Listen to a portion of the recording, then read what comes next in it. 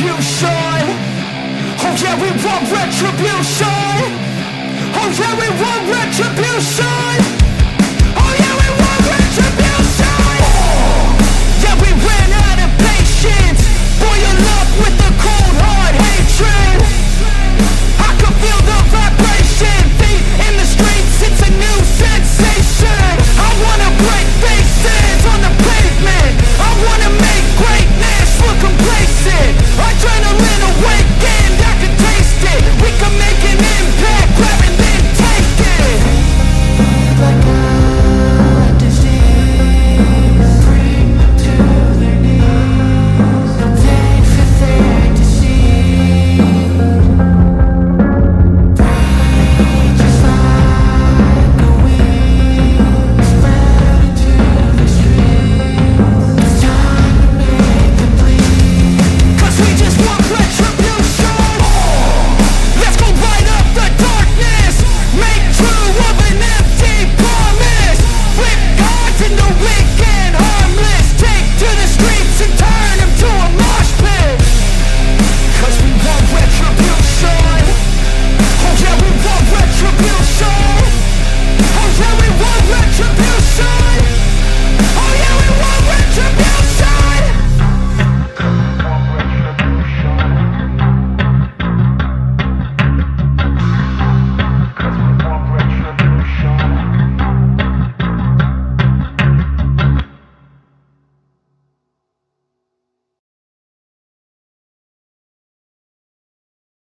Hello there, ladies and gentlemen, and welcome back. You just blew your mic over straight away. Joined as always by my beautiful co-host. I am joined as always by my lovely co-host, Mr. Fatman T. Hi everybody. You realise we lost half that opening straight away because you blew your mic out straight away. This is the thing, I didn't actually blow my mic out. I caught my fucking cable with my knee, and my microphone turned off. As soon as you said it, I knew exactly what I'd done because I'd literally just turned in my chair. Yes, hello everybody, and welcome to the official of the new year. We haven't do that now because it's nearly 11:15. This is the year we actually want to take this shit seriously. Yes, we're trying. I said that to myself and I'm giggling my head off. We're gonna do what we can to take it seriously. We're not gonna take it seriously at all, but we're gonna try. Why not? I mean, we are planning on covering the political debates when we get a chance to. I'll get that now. so Which, you I mean, don't want to- you know me, I'm just gonna bully pretty much everyone. Well, we're going to do because both are coming up soon. We're going to do both the American and the British elections. Yes, I wish I do the Chinese elections, but would rather not be assassinated, I think. That's... well, it's basically one person on the list, really, isn't it?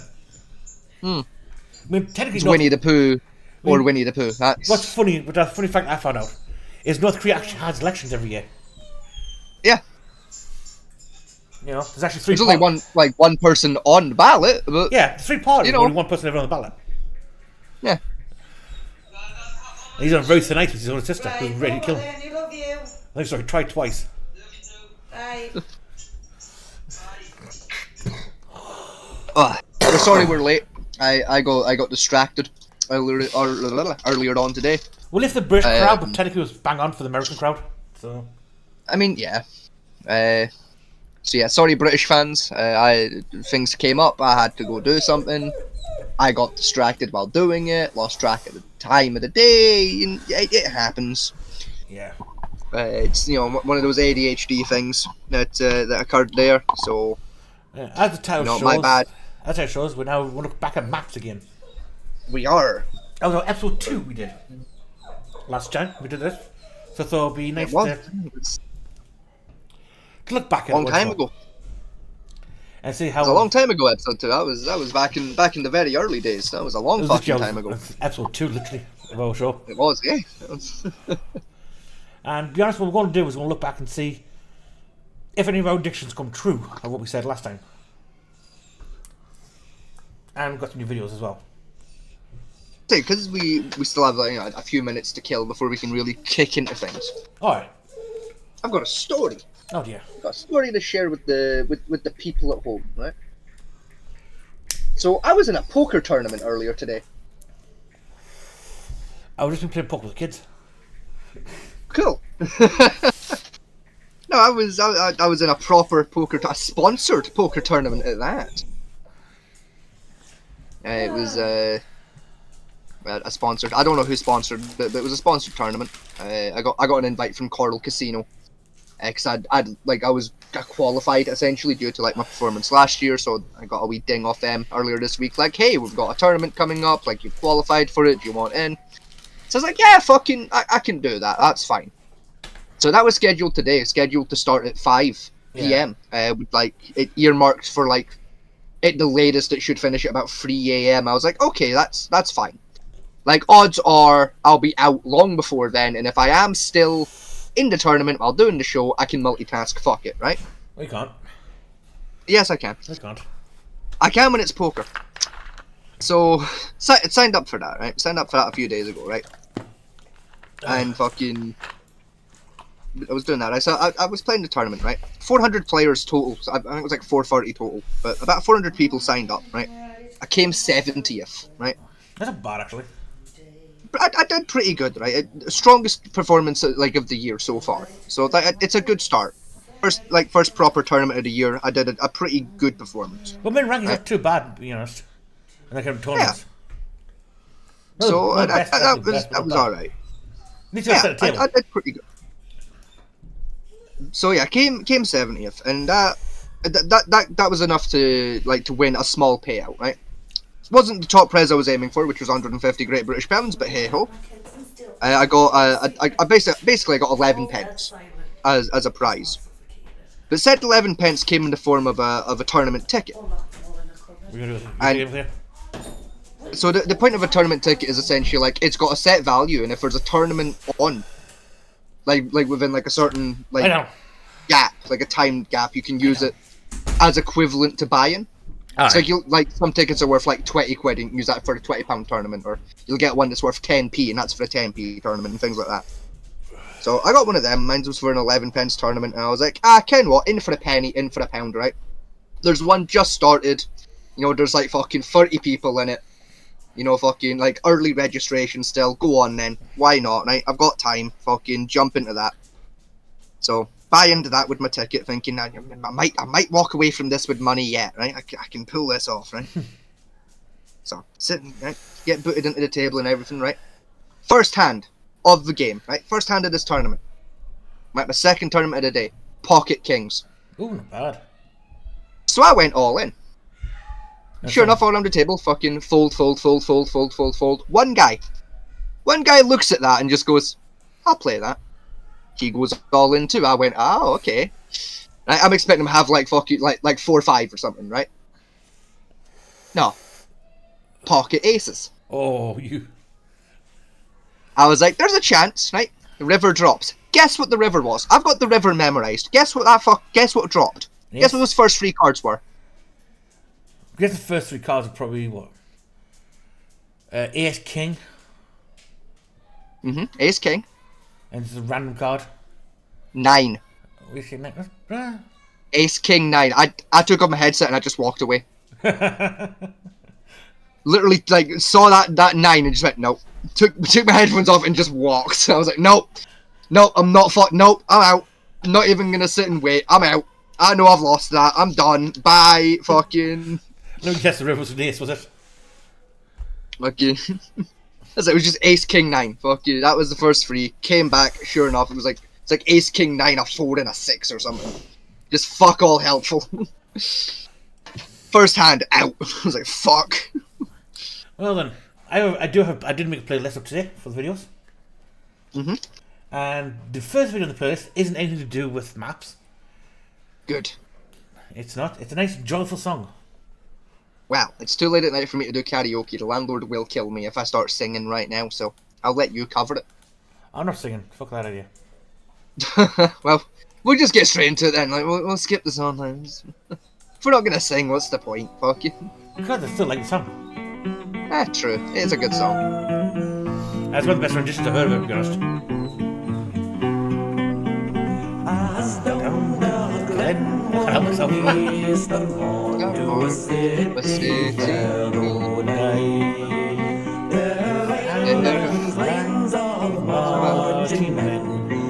wandering pass me by.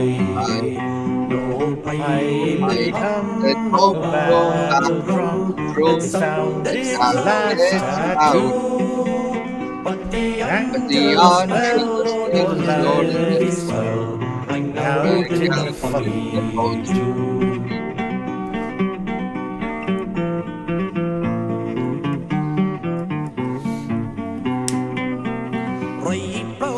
High over Dublin town, they flung out the flag of war. 'Twas better to die beneath an Irish sky than south of Belbad. From the blaze of royal meth, men came hurrying through, while Britannia's Huns with their great big guns sailed in through the foggy dew. The record, we're both shite at this song, just gonna put that out there. The night fell black and the rifles crack, with Furby Hills Albion reel. The line and rain and tongues of flame did shine o'er the light steel. A prayer was said, the island's sons be true. But when morning still the war flag shook, as out in the foggy dew.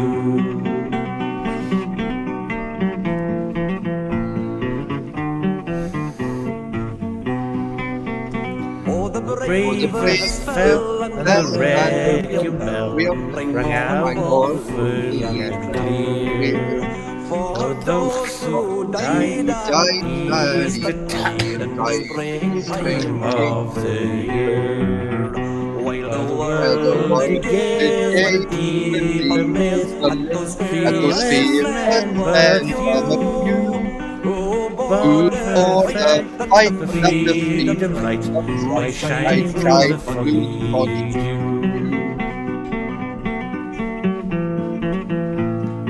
Fucking available on Spotify, fucking.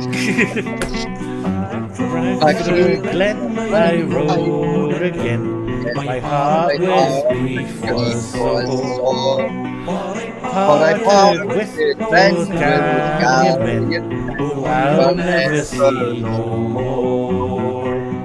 But to and fro with dreams I go, and kneel and pray for you.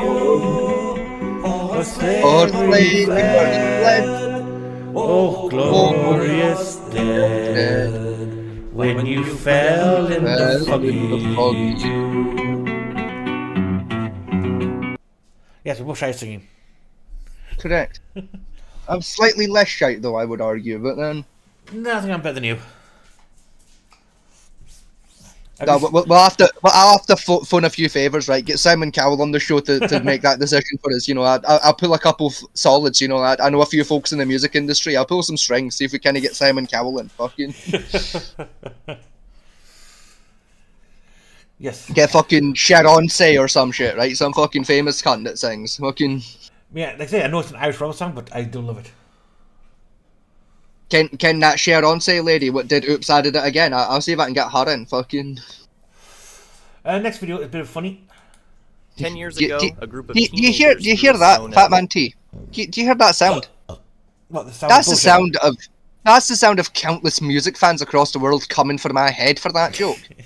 Okay, That singer Sharonce, what did Oops I Did It Again? Do you hear the sound of just hatred? oh yeah. You hear people in the comments just... Well, I think you'll find that was Taylor Swift. I resigned from the internet. Send. Well, Oops, I Did It Again. I think it was fucking next. Yeah. I think it was Britney Spears that did that. I don't give a fuck. Either way, it wasn't Sharonce. I know for a fact Sharonce is not a person. You don't know that. You do not know Cher that. and Beyonce glued together. You did not know that. They'll be starting out there calling themselves Sharon Stray as a fucking, like, you know, fan band type shit. To be fair, even I fucking know Sharonce is not an official thing, right? Fucking Sharonce is some bullshit I've made up. That's why I'm safe in the fact that I can claim profusely that Sharonce is a slag. So we find out there's a viewer right now watching this who's called Sharonce in real life who's just fucking raging.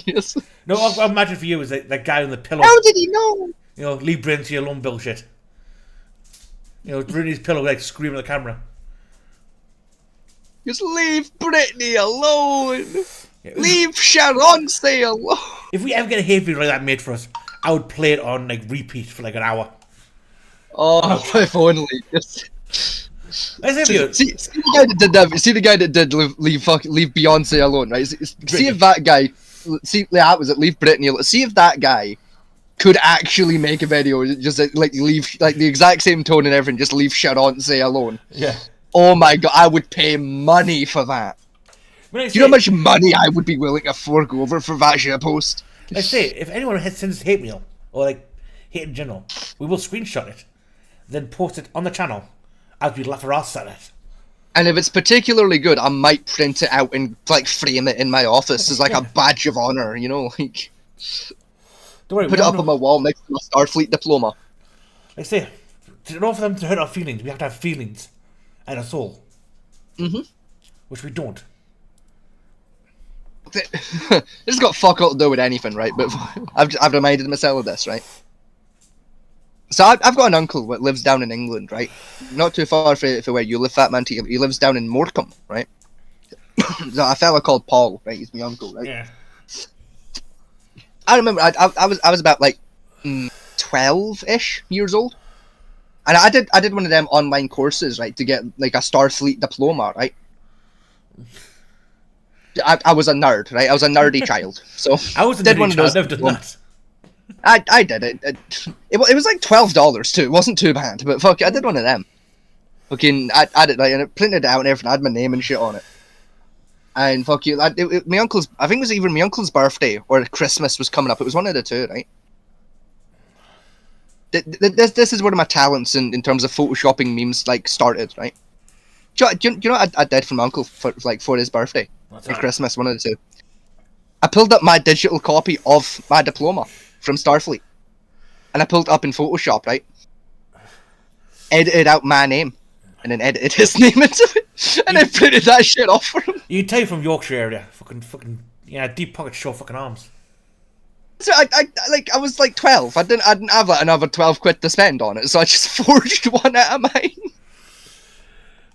Straight up used mine to commit fucking fraud, just to give my uncle a cool birthday gift. Before we start on me and Tablet, I found this video. I think it's fake, to be honest.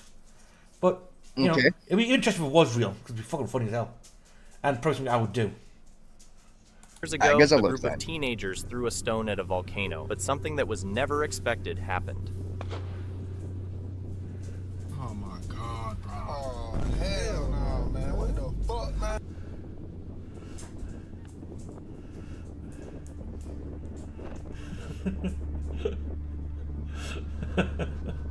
That seems pretty legit to me.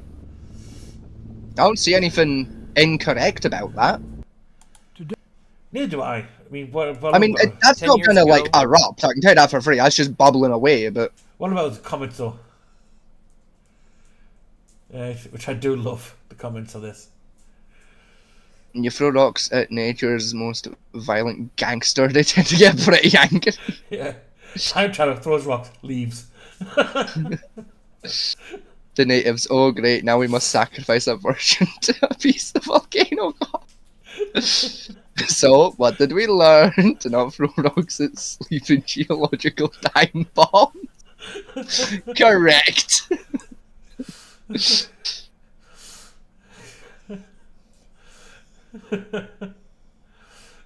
So did this volcano. I took that personally. How was your day? I activated a volcano. Yeah, that sounds like us. That sounds like a conversation we'd have at some point. Just hey, Fat Man T, how's your day been? I set off an active volcano. Huh?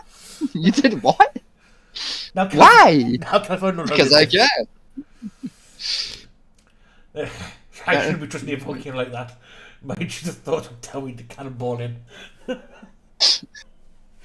I mean, yeah. I think everyone's intrusive thoughts would. Just very few of us would listen to those intrusive thoughts. Let's do rock and water. Let's do rock and ice. Throw a rock and active volcano. What is it with humans, specifically human men, and just fucking throwing rocks at shit you probably shouldn't throw rocks at? What is our obsession with throwing rocks at shit? Everyone, watch this. Throws rock. Wait, why is this box music? Why do I hear boss music? Oh fuck. Fucking Demogorgon pops out just, who summoned me? Hey, what are you about to do? Hang on, why is the healing items next to me? That is one big thing about gamers, right? Is 10 XP, fucking volcano felled. Fucking. yeah, it's one thing about gamers, right? We all get nervous every time we walk into a room. There's a save point and a health port and a health like regenerator session or like a load of health. Oh yeah, you know you're in trouble. You know there's about to be a boss fight, and you know you're not ready for it. Yeah. It was on. So how did we die game? Cameraman, are you challenging me?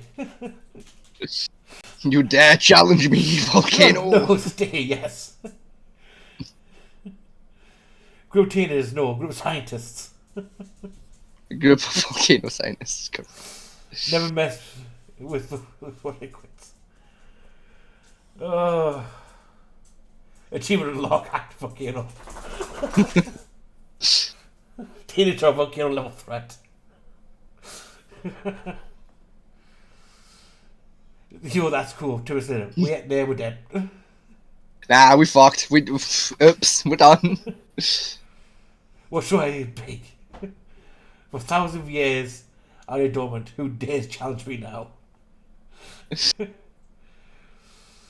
Volcano legit spun round like it was just like, who dare disturb my slumber? 10 years Who ago, dare fuck around and not dare to find out? 10 years ago, Kang the Conqueror variant appears, throws rocket volcano, causes disaster. He planned the low life forms ready. Whole worst idea start with one friend saying, hey, you know what would be a really good idea?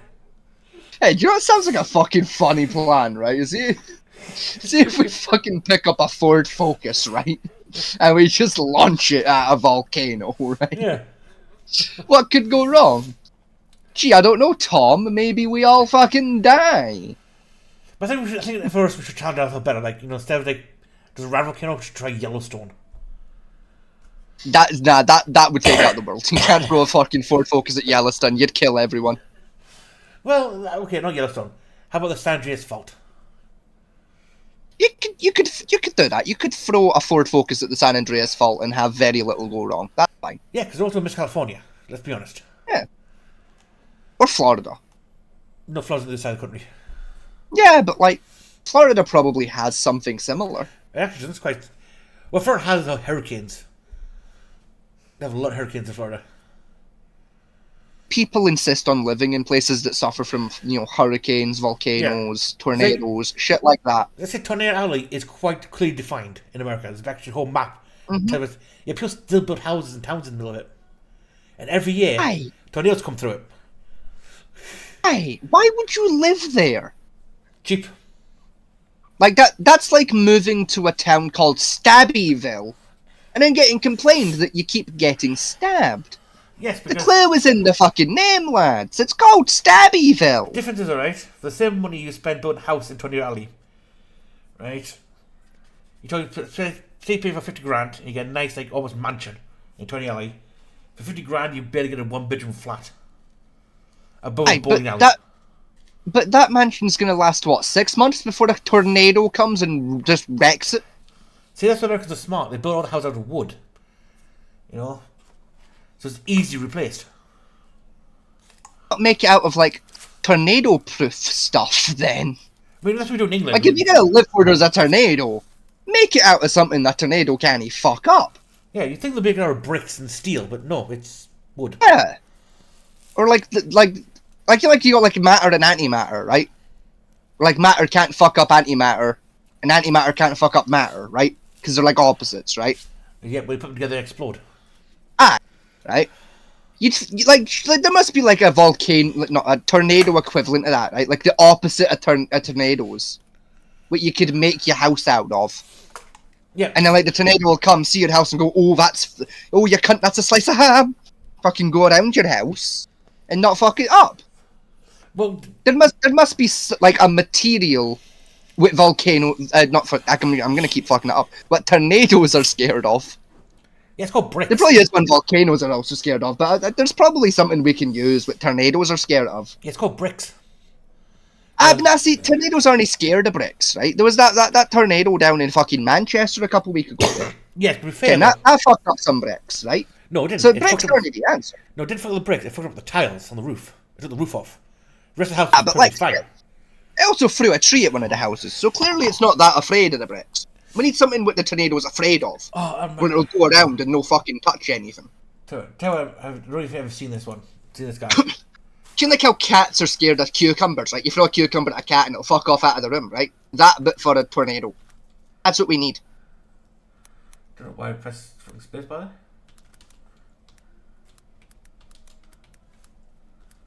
Oh, the zombie-proof houses. Oh, God. Yeah, that's a whole ass rabbit hole, yeah. We've got time. That's what... There's about 30 easier ways to build a house with zombie-proof that would be cheaper than most of these solutions that you're going to see here, too. You might have killed 20 minutes before we get to the most pressing topic we have. Most folk are of the opinion that zombies are nothing but imaginary creatures dreamt up by director George A. Romero, but... You see, the problem with that statement is, I know where cordyceps are. Yeah. You know, and they all literally do create zombies out of ants. Ants at the moment, but... Well, there's also where the story of zombies actually comes from as well, originally in the voodoo circles. Where there's I can't remember the exact story. There's like a drug or something that voodoo people can make what does the zombies. Because the cartel clicked onto that for a while and was using it. And the cartel got fucked. Now, what it is gunpowder is a really very good strong anesthetic. Yeah. Basically knocks you out to the point where near death. So people assume the person's dead, bury them, and because they're not dead technically, but they're very low heart rate, it's like brain damage from lack of oxygen. Wake up, dig themselves out because around Jamaica they didn't dive very deep, and because of brain damage, there's something about zombies. And that's where the show came from. In fact, the medical really cool. Like the history of zombie lore is actually in the real world is really interesting. It's worth digging into. Let's say if you want real world applications of zombies, the cordyceps from The Last of Us. That one's quite a real scenario in terms of what could happen. The other one is the rabies. The rabies virus. What deers have been getting. Have you heard about the one that the deers were getting out in Canada for a bit there? Yeah, it was rabies. Was that right? No, there was one where like their skin and shit was you could see their skulls and shit because they've been hit by cars and just not cared. Yeah, it's rabies. Could cause that. It basically does. Was that just rabies? I'd heard that it was some other bacterial infection working alongside rabies that was causing that. The thing was meningitis. I can't confirm because the damage to the brain was already quite severe because of the rabies. So they couldn't confirm it. But there is a scientist apparently who was woken. Was it a 3 million year old virus? Which could possibly be a zombie plague, and they're kind of playing with that in Antarctica at the moment. I could say they're fucking around with that up in Antarctica and literally just pulling an umbrella corporation for fun. Which, why? All I'm saying, right? I don't know why. All I'm saying, right? Scientists or not, right? Scientific curiosity or not, right? Put that to the side for a second, right? Well, look at it with pure logic, right? What I'm saying, right? If I was cutting around in the Antarctic, right? I'm a science guy, right? I'm cutting about, right? I'm at the science base, right? One of my scientist friends, right? For argument's sake, right? Let's call him Gavin, right? Gavin, the scientist, walks in, right? He goes, Vegas, fellow scientists, right, lads? I've got a fucking great idea, right? Now, whenever a scientist says that, it's already quite a problem, right? He says, I've got a great idea, lads, right? You see that block of ice over there? Aye. Right? There's a virus in that block there, and we don't know what the fuck it does. Let's wake up and find out. So why don't we melt the ice and fuck around with it and see what it does? I would kill Gavin there on the spot, and anyone else who dared to look at that block of ice, because no, I've seen the movie The Thing. I'd rather not fuck around and find out. One virus. They woke up. It's about 30 of the fucking things. Each one could wipe out the human population quite quickly. Yeah, why? Why would you do that? Leave it alone. It was quite happy living in the ice. The excuse was... Let it stay in the ice. Leave it the fuck alone. No, the excuse was, and I quote, well, since global warming is going to melt the ice, he's going to release it anyway, so create vaccines before they get released. Was the reason they put behind it. What I'm saying, right? It's not like we're drinking the salt water. Like no one's going down the ocean and taking a big old fucking gulp, gulp, gulp. So it's just going to infect the ocean, and it's going to be the fish's problem. We can just not eat fish if we have to. That's that, right? The other ice cap's melting. Whether about the ice cap melting is melting to the point of the landmass of Antarctica. Yes. Because there's actually which would kill everyone anyway. The problem is, alright, the ice it took from was from the landmass, which means that ice wouldn't melt anyway. It'd still be there. You know? So... And again, by the time it got that far down the ice, we'd all be dead anyway. We'd have fucking drowned. No, doubtful. I mean... Like, that's a lot of water. We'd all drown. Yeah, but you gotta remember, ice cubes in a glass of water. Yeah, okay. That's what people seem to forget with icebergs. Ice in general. Like, right? yeah, okay, I'll give you that, fair. Most... The says I was going to rise 10 metres off sea level. That's a story. Yeah. Right? So for most of the inland population of England, we're perfectly fine. I'm fucked. London's fucked. You need to get a bit higher up. Oh. I mean, my house is fine, but like the next village over's fucked. Yeah, Brighton's definitely Atlantis by that point. You know, a good riddance. Like, if I remember rightly, I think I'm like 30 meters above sea level currently, so maybe higher. I think I'm between like 980 to 1,000 feet above. I'd need to get like a measuring tape out and fucking like do the math. I think I'm like between like 30 and 100 meters up. That's a bump. Yeah. Either way, I'm high enough away to like not worry if it goes up by 10 meters. Like that's. Well, put it, if it goes 10 meters, you'll be. Yeah, we lose my favourite pub, but it's fine. Well, no, basically your front garden will be wet. Instead of taking a car to work, say you might take a car to work, you're taking a speedboat. Still, like I said, like I'd lose my favourite pub, but that's fine. Like that's not a big deal. So my favourite pubs are right on the waterfront. So, like that's gone, that's done. They're dead. But that's fine. Like that's I can just go to a different pub. That's fine. Or build your own. Yeah. Yes, yeah, so the water sea level rising. The big thing about iceberg melting for England is to keep England warm, we depend on what's called the Atlantic Conveyor, which is like a ream of hot water that spins around us to keep the country warm. With fresh water, that much fresh water being added to the system would destroy that, and basically England turns into Siberia. This is fine. You know, only it's already cold as fuck here. I feel like we'd be fine. Like I said, only England's weather can be so shit that gets the rest of the planet warms up, we get colder. Yeah. So like it's already fucking cold here, so I feel like we'd be fine. Like we'd evolve to put up with that. Yeah, let's take a quick look at some of these coming trends. It's not like it would just not happen overnight. You know, that slowly happens. No, it's like 100 years. 200 years. And they have been preparing for when excrement hits the room cooling device, some of them even going to extraordinary lengths to keep their home safe when the dead rises. These are zombie-proof houses you'll not regret seeing. I probably will. And then let's see how many 15. Fucking bad ideas we've got here. Poland transforms into a fortress. To call your very expensive home the world's first zombie-proof house feels like tempting fate a little bit. But one Polish architect seems to be pretty confident in his creation. That architect, Robert Konieczny, likely does have a lot of time on his hands, but it's a beautiful home. That is fine enough, right? The thick panels, concrete walls, fair enough. My big problem with this house, in particular, is on one giant side of it is a metal shutter. And like, you get enough zombies together, they can tear that down. Yes, these bits they don't break through; they'll be fine. You know, but that's well, like, well, yeah, it's zombie-proof, right? That's not person-proof. Well, like, I get a group of like 4 raiders together, right? Me and 3 other cunts in a block of C4. We're fucking breaking it in your gaff. No, because although this is also concrete, It's also reinforced rebar steel. You need a very good shape charge to try and make a hole in that. It'll take you some time. That's the thing. I'm not gonna put a hole through that. No, I'm gonna put a hole where the fucking hinges are and just take it off the wall. The hinges are sealed inside the block once the block seals in. These other things close in flush.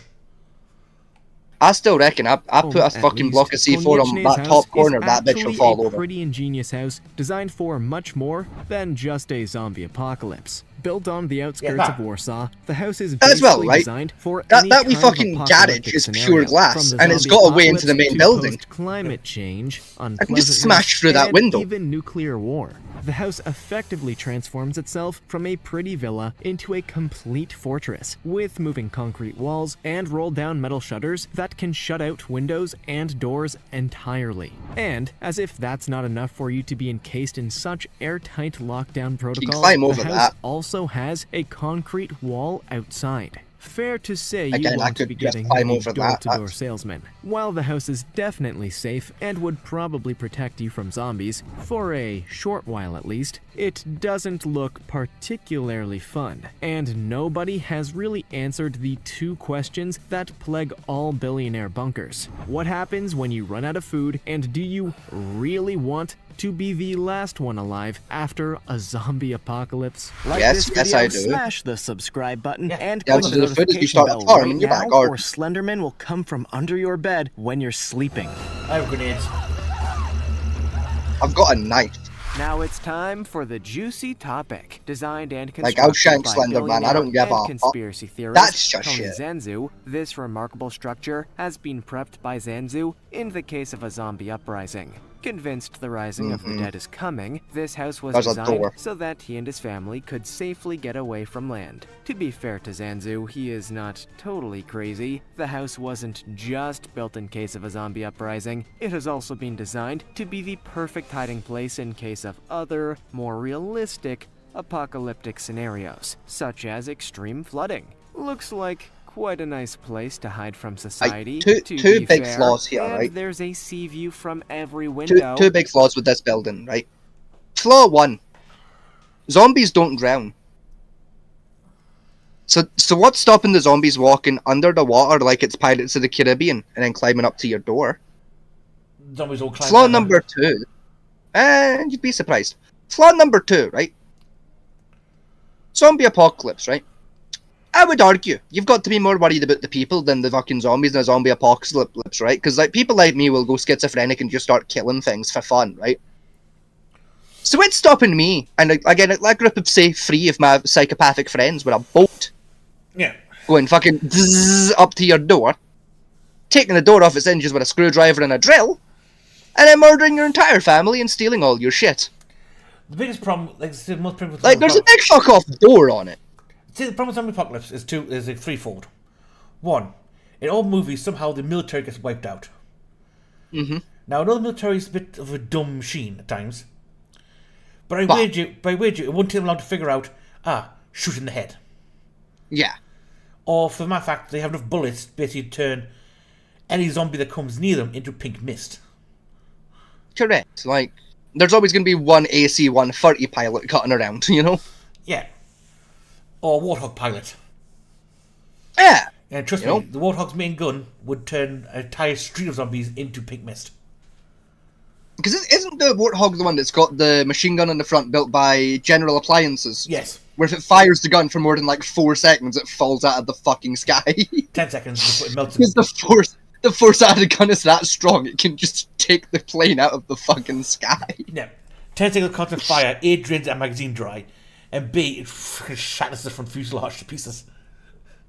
No, it's not even like I think it's there is a plane. It might be the Warthog, it might not be, but there's one where the reason it can only fire for like 3 or 4 seconds at a time, because if it fires for any more than that, the recoil from the gun is enough to like counteract the engine, so the plane will fall out of the sky. It won't fall out the sky. It is the Warthog about. It won't fall out the sky, but the recoil from the main gun firing rips apart the fuselage at that time. So like after every short burst. Every flight mission the Warthog does has to land again, right? And then they have to completely repair the front end of the fuselage because it gets bent out of place. It might not be the Warthog. There is one. It's like one of the American ones where it's like the pilot's handbook. If you fire for more than X amount of time, the plane will fall out of the sky. I know that's a big problem with the original Apache. I don't think it is the Warthog. I think it's like an A-10 or some shit. I know the Apaches had that issue when they fired the main 50 caliber off. It knocked the helicopter rotor off course. No, it was one of the planes. It's one of the planes I'm thinking of. I don't know, but I still think the Warthog. I mean, Warthogs got tanks for fuck's sake, for fun. I mean, yeah. You know. To be fair though, nowadays anything can. Like all I'm saying, right? A bunch of Ukrainian farmers took out several tanks in one go, and those cunts didn't even have explosives yet. I still love the Amazon drones, the StratCom drones. It is just funny. Just strap a grenade to a drone and fucking fly it at them. What could go wrong? Fuck it. Works. That's the stupid thing about it. It works. Just glue an RPG You know, around is it her. expensive? Yeah. Does it work? Yeah. It's worth it then. Fuck I it. think they're right. The amount of money Americans spend on drones, let's say one Predator, costs around 10 mil to build. Right? Then the Hey, army but like the Predator drones are reusable though. You can land a Predator and like restock it with new weapons. That's fine. Yes, because The Ukrainian drones, they're suicide drones. Yes, So but that shit becomes quite expensive over a little while. Not really, we think about it, right? 40 quid for the drone. Right? You gotta think, right? Say the average anti-tank rifle weapon is the Javelin. Yeah. Right? That's £1 million piece of hardware, plus about 100,000 per rocket for the Javelin. Yeah. The drone's 50 quid. And does the same job. What I'm saying, if you left it alone for say a year, right? Like if you looked at how many suicide drones they've used in Ukraine so far, they've probably not realistically saved that much money. Yes, because I think though. It's still probably been really quite fucking expensive. Yeah, but think though, right? Right. Fair enough, individual unit costs, but think of the difference. They can order the drones in easily on bulk. Right? How easy is it to get the Javelin into the country? Then train them to use it. You know, for the drones, you need a 5-year-old with some spare time in his hands. Oh, that reminds me, right? Speaking of drones, I'm fucked off with one of my neighbours. Why? One of my neighbours has bought a recon drone for their kid for Christmas. Oh god. Like one of the the proper recon drones, where, like it looks like a UAV, a Call of Duty, right? It's like the wee plane ones, but it can hover. Because fuck you. Because I was sat making a brew one night, right? Like in my kitchen, and I went to let my dog out. Fucking opened the door, right? Next thing I know, right, there's this big green fucking flash in the sky, right? I'm like, what the fuck was that, right? Saw it again, fucking zoom. What the fuck? So I step out the door, right? I'm fucking listening out, right? Catch glimpse of it again, right? The green, right? Just fucking see that, and I can hear the rotors going. I'm like, is that a fucking drone? What the fuck is that, right? Next thing I know, right? It's fucking these lights are getting fucking brighter and brighter. These green lights just brighter and brighter and brighter and brighter. What's that? Fucking wee UAV whizzed past my head. Tried the boiler to make sure it's definitely the boiler that's doing it. So he's done it, and before the leak was just here, little corner. It's now here.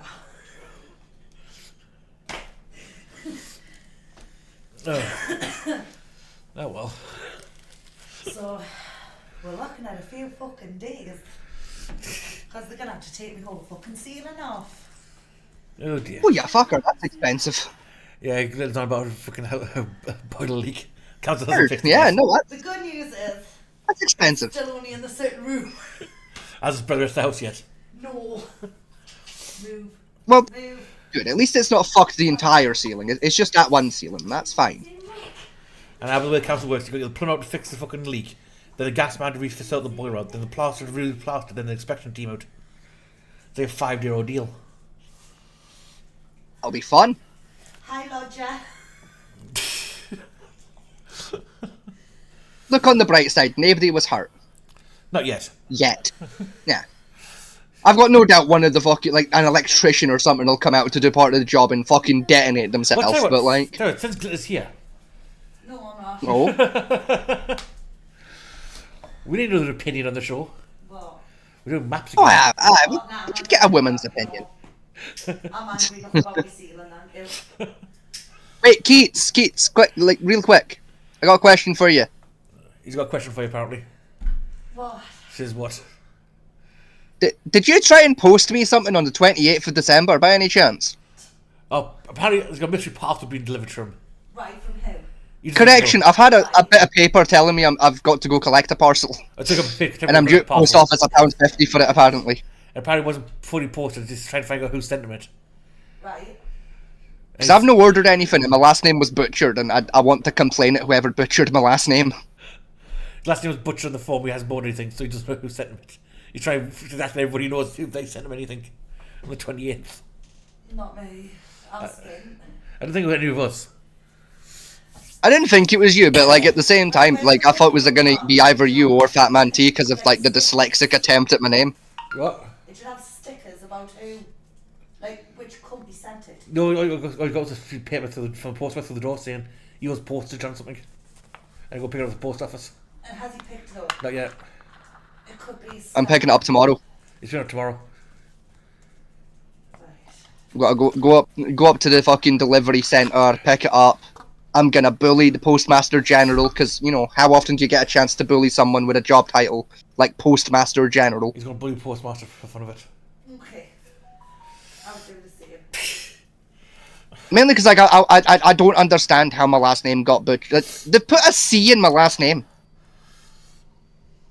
Neither of my last names have got a C in it. See, I wouldn't butcher your last name, but I'll make the package sound more important. Just like, if I was going to say something, you know, it would be a prank. And you know, make sure it's come to your house directly, so that the prank wouldn't be spoiled. Where you can have risk of opening up outside and like little boy opening outside and just goes to the garden. I'll make sure it goes off in your house right at the worst possible point. See, this is the thing. It was supposed to, because like my address and everything is correct, so it was supposed to come to my door. Yeah. Whoever sent it didn't pay the full postage fee. See, I'll make sure I pay the full postage, and I'll put your mother on it, not you. Yeah. Just so I know fact you're in the living room. You know, to make it worse possible damage. Because this is the thing. Like, I don't know what's got me more concerned. The fact that it wasn't either of you two, and I don't know who sent it. Or if I found out it was one of you two, I don't know which would scare me more. Because either way, I'm taking full hazmat kit with me to open that shit in their parking lot. And like, you better believe, like as I open it, this like the second I go to pop that shit open, I'm shouting Allahu Akbar at the top of my fucking lungs, just in case it's a bomb. You know what? If I'm gonna go out in a postal bombing, right? If I've upset the IRA or something, right? I want the local press to blame that on a suicide bomber, right? I'll take that shit post. That's fine. I'll take that being the way I go out. Oh no, I'm getting a view. So when do you know your friend was radicalized? He's a shit poster. Okay. No, all I'm saying, he's out Akbar. He's a shit poster. You did it on purpose, you twat. All I'm saying, right, if you'd like see on BBC News, right, it's like fucking 2 o'clock tomorrow afternoon, right, bombing in Dunfermline, right, you know what happened, right? I opened the parcel wrong, right? Fucking. Remember to comment down below with the hashtag #JuicyTopic and let us know your opinion in relation to what we just showed on screen. We're not going to heaven. Now to the next topic. No, we're going straight to hell. 14, Konieczny's Ark House. The problem with most houses nowadays is that they're just not secure. Well, I've seen that one. Hold on. Why aren't they secure? Simple. They don't have a drawbridge. I've been saying it for years. A what? A drawbridge is the only way to defend yourself against the outside world. Just don't let any Trojan horses in, obviously. Architect Robert Konieczny, the winner of the 2016 World Building of the Year award, came up with a pretty ingenious design for a home in southern Poland that his family could live in. Oh, the house was designed to take advantage of the beautiful scenery that can be found in the Polish wilderness. Wait. I was gonna say, like, sledgehammer. One sledgehammer, I'm in. Building a house on an isolated plot of land is something of a security risk. That's where the drawbridge and the sliding wall comes in. When these two security measures are implemented, the home is impenetrable. It's one big safe room. Yeah, not a bad idea, really. Of course, some that's all I need is a sledgehammer and I'm in. The house, believing it to be somewhat ugly or pointless, but if you think that you've clearly never seen a zombie movie, these guys are going to survive for at least a day longer than the rest of us. Number 13, Bjork's house.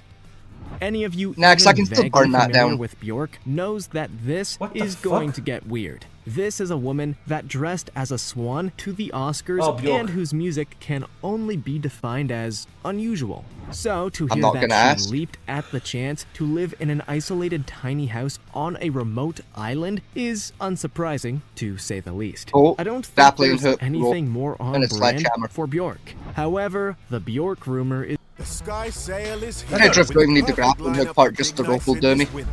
Rope and a sledgehammer, I'm in. Is generally boat for transport. That's it, that's the Hebrides, isn't it? So we don't... That's in Scotland. That is. That's one of the areas out in the Outer Hebrides, isn't it? I think that is the Outer Hebrides, actually. There's the floor. Yep, there's a coastal cave. There'll be a fucking outcroppage of that up on the mainland. Easy peasy, lemon squeezy. That's your way in, son. I was gonna say, it'll be at least past somewhere up, like leading upwards. Yeah, there's a wee coastal cave right there. There'll be a wee underground bit. Fucking easy peasy. Yeah, that's my way in. Yep, you fucked it. I mean, the only protection the Outer Hebrides have, really, is the fact that it's shit, and you wouldn't want to go there. As well, there's a pebble beach there that I can park the boat next to, and there's a very clear pathway up from that pebble beach up to the house. Yeah. Job done.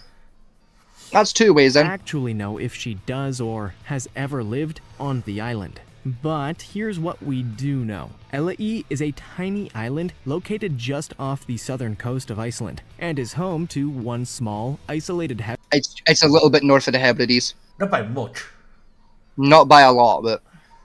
house on the side of a green hill. That's everything we know. So... yeah, not a lot. I can get you the exact coordinates of that in under an hour. The home was initially built by an eccentric billionaire. Well, yeah, look, there's dock there, there's dock at that side.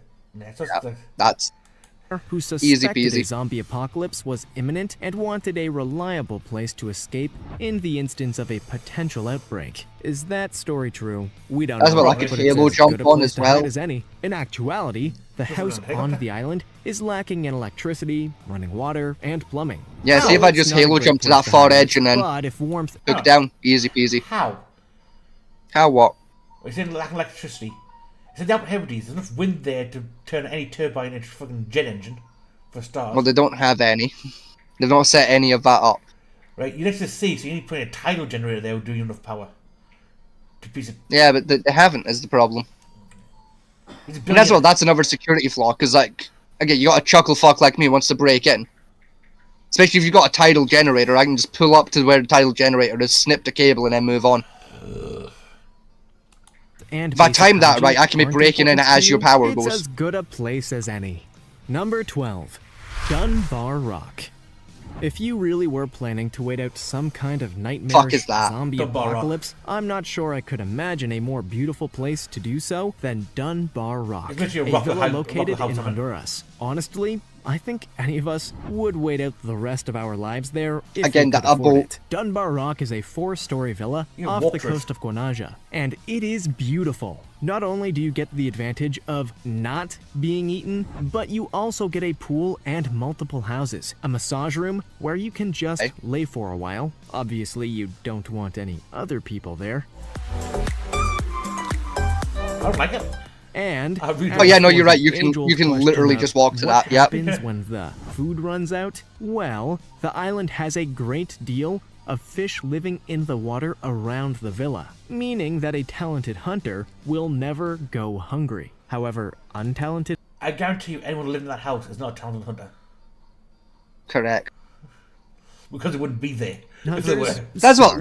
You can also tell the person doing the video is not a very talented hunter, because if he was, he'd know it's fishermen, not hunters that do fish. You can go to wait out the undead. Although there's no way to know if the undead will truly die, better get some hunting practice then. Number 11. Adirondack Missile Silo House. Oh, I remember this. For one reason or another, I remember this one. People in the world would love this one's actually pretty cool. In an old Cold War nuclear missile silo. We're obviously not here to judge, but well, it is an unusual life dream to have, right? At one point in time, I'd live in a missile silo. That seems neat. Center of an Atlas nuclear missile silo, and once housed defense workers waiting for the call to initiate what would no doubt have been a devastating intercontinental ballistic missile. Like I wouldn't live in one that had a nuclear missile in it at one point, right? Because I like not having cancer. No, but like, no, if it was like a normal ICBM or something, like just like a normal ass missile, I'd live in it. Maybe the nukes are very well shielded, to be honest. The nukes, and those. I'm not risking it though. Because I think they're right. Their bases are perfect because one, they're radiation proof. Yeah, which is handy. They can take a lot of pounding, and B, they're built to last. Yeah.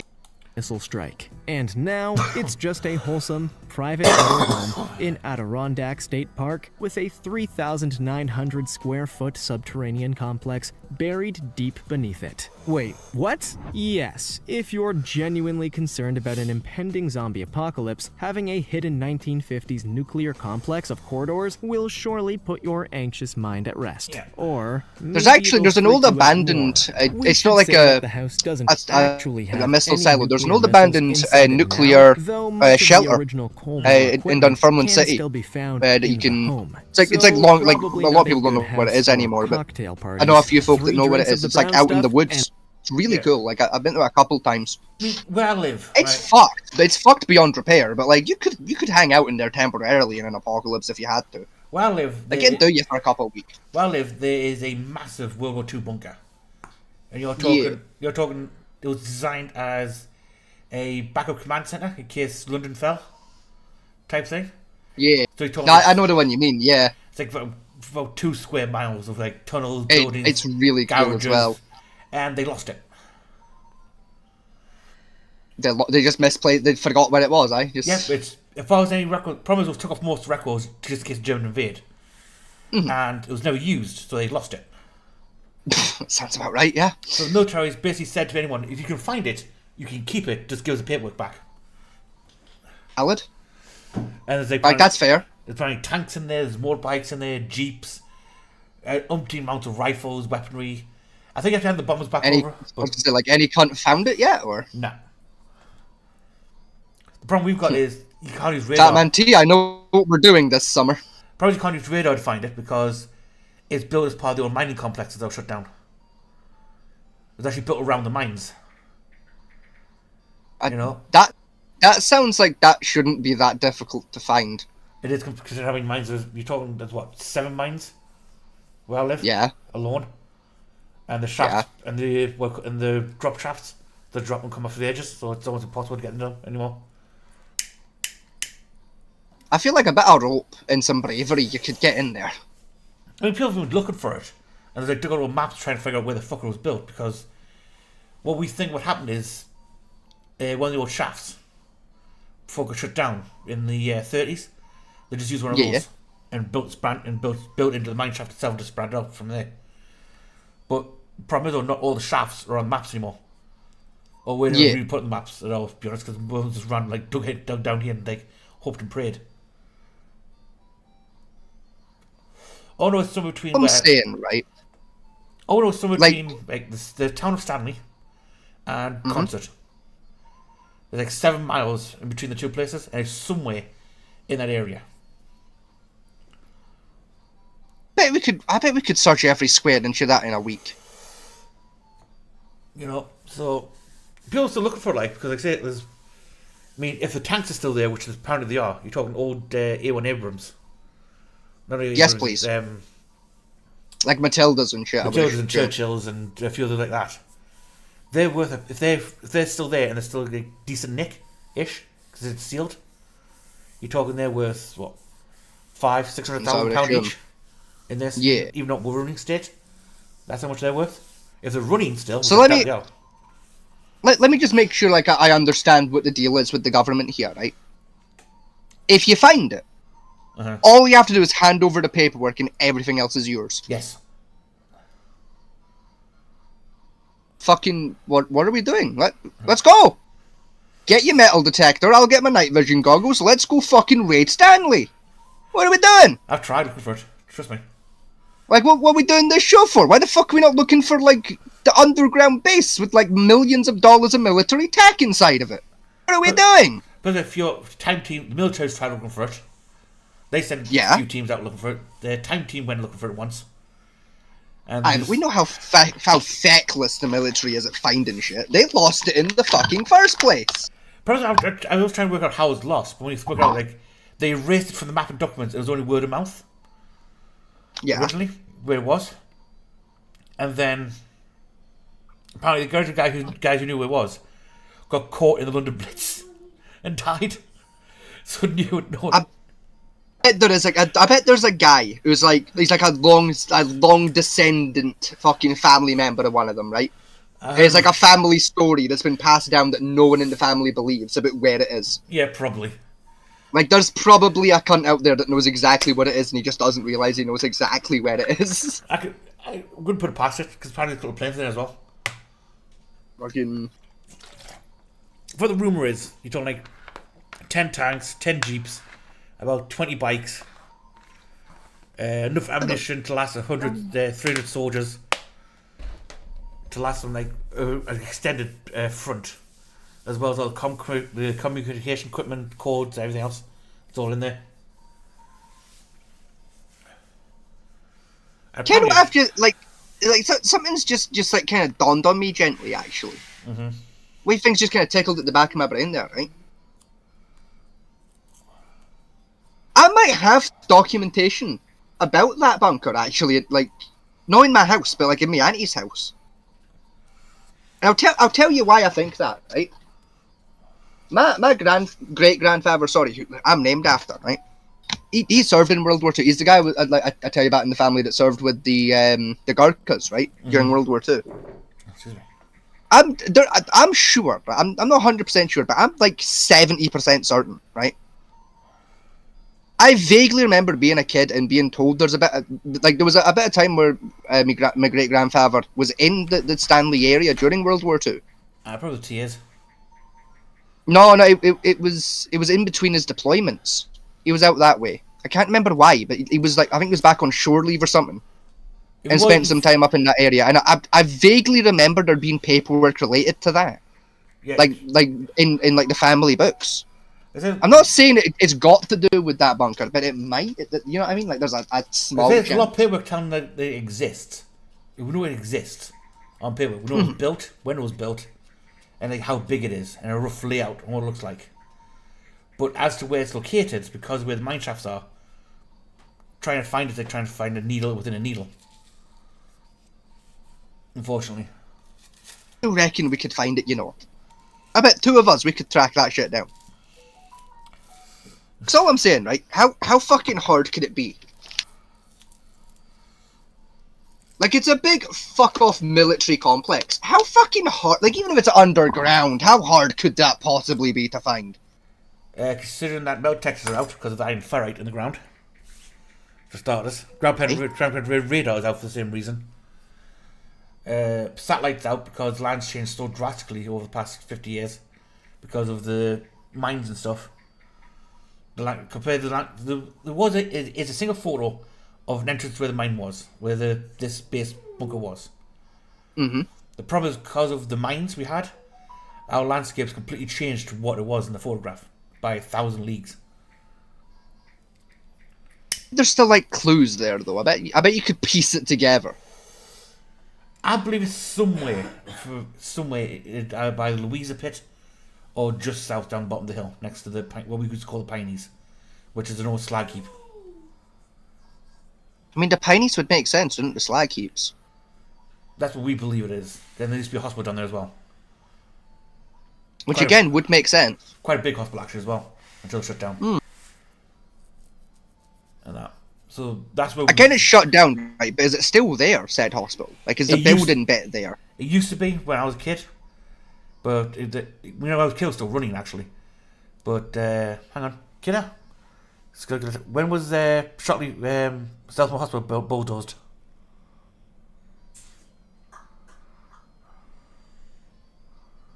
About 10 years ago, wasn't it? I think. Because I was gonna say, if that's still there, like there might be an entrance in like the basement or down in the morgue, but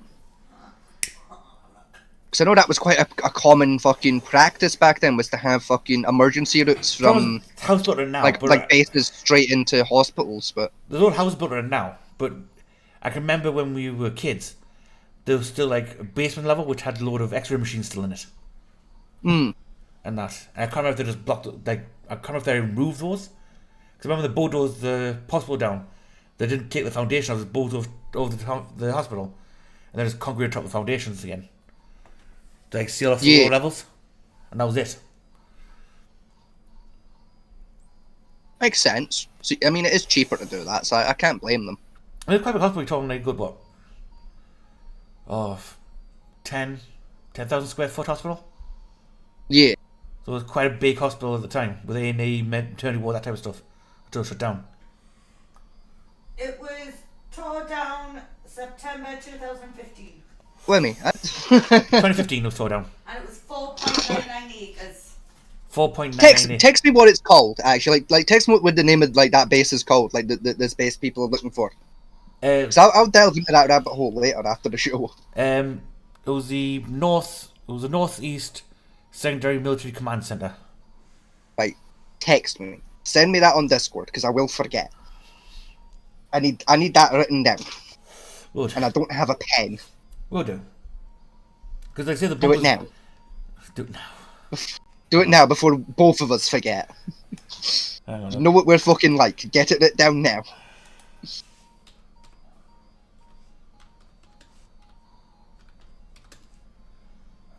Like, not to bully you or anything, but like we're both fucking feckless, right? Get it sent now because we'll forget.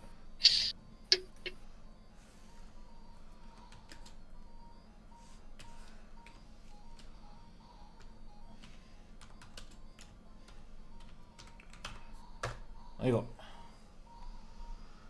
Done. I can confirm that's just come through, and I heard the ding.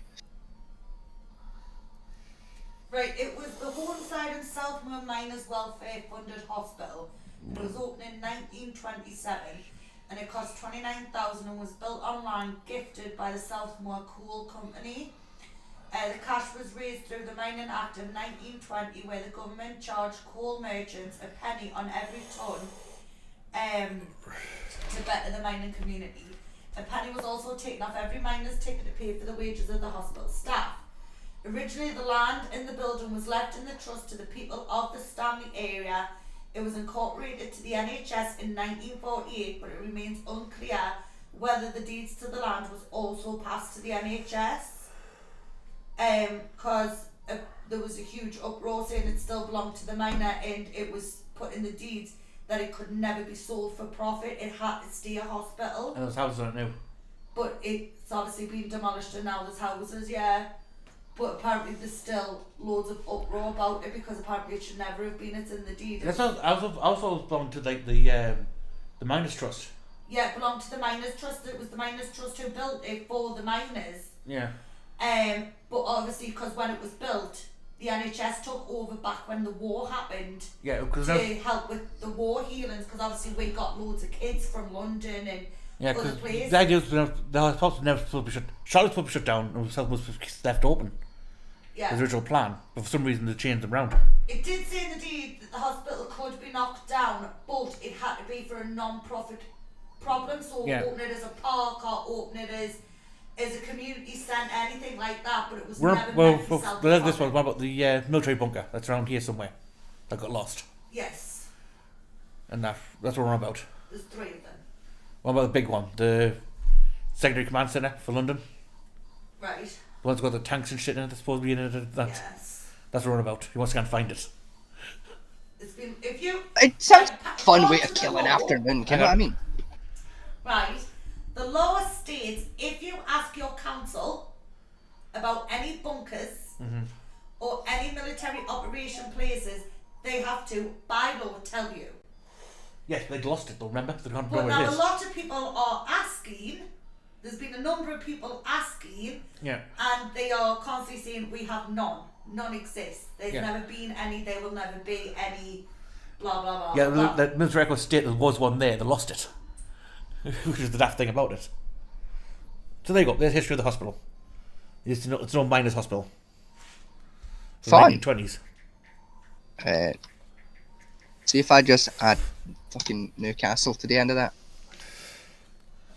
You better add in Durham than Newcastle. Oh, that's a point actually, Durham. Because technically we're County Durham.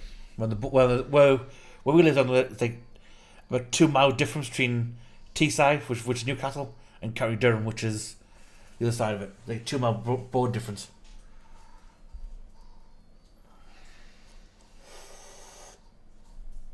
Ugh. Anyway, let's get back on with the video where you check that out. And Phil's accidentally nuked half of Europe. Number 9. Mosul Army Forts.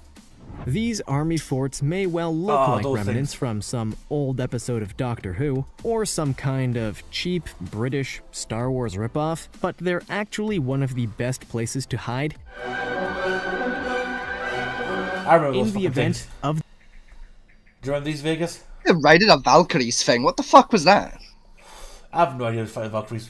I remember those fucking things. They're hideous. And they're They death are traps. so shit. They're death traps. They were built out of cheap fucking iron. They're rusted to shit.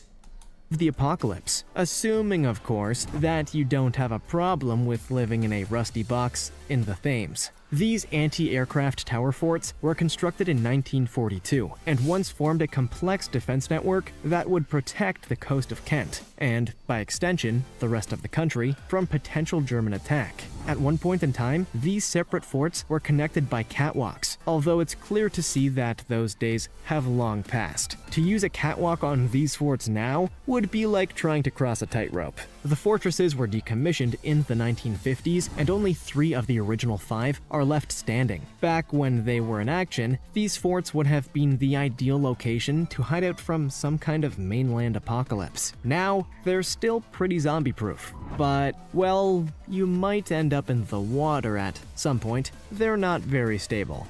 Number 8. The Underground Hideout. What happens in Vegas stays in Vegas. Unless what happens in Vegas is so unbelievably cool that it ends up in a local paper or national newspaper. Barbecue. Then it's just common knowledge. Then? Humans have never been known as the kindest in the animal kingdom, and we seem to have quite the bloodthirsty tendencies.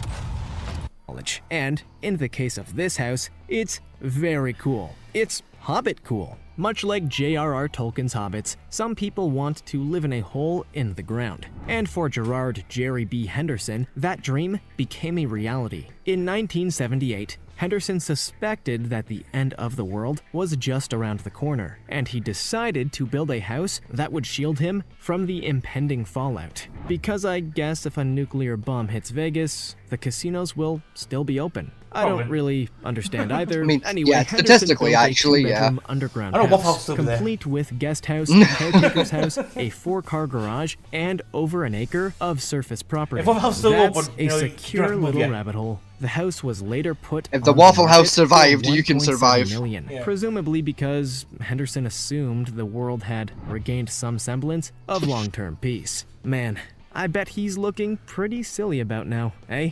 Number 7. Vivos X Point.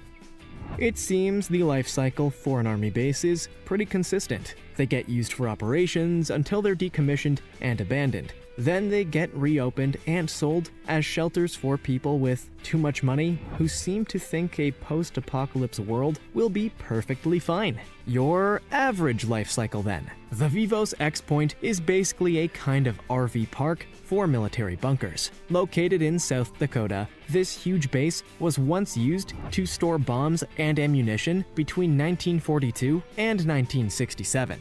But when the army sold the land to the city of Edgemont, it became home to a whole lot of farmers. Ever since, the bunkers have been out of use until Well, now. A company kinda called cool. Vivos decided to turn this 575 military-built concrete and steel bunkers into shelters for anybody with money that is terrified of dying alongside the common man. Or, in the case of a zombie apocalypse, because of the common man. The X Point is 18 square miles in total, around 3/4 the size of Manhattan, but it's an incredibly secure place to be if you don't want to get bitten by a zombie. Or, I should say, if you want to delay getting bitten by a zombie. Number 6.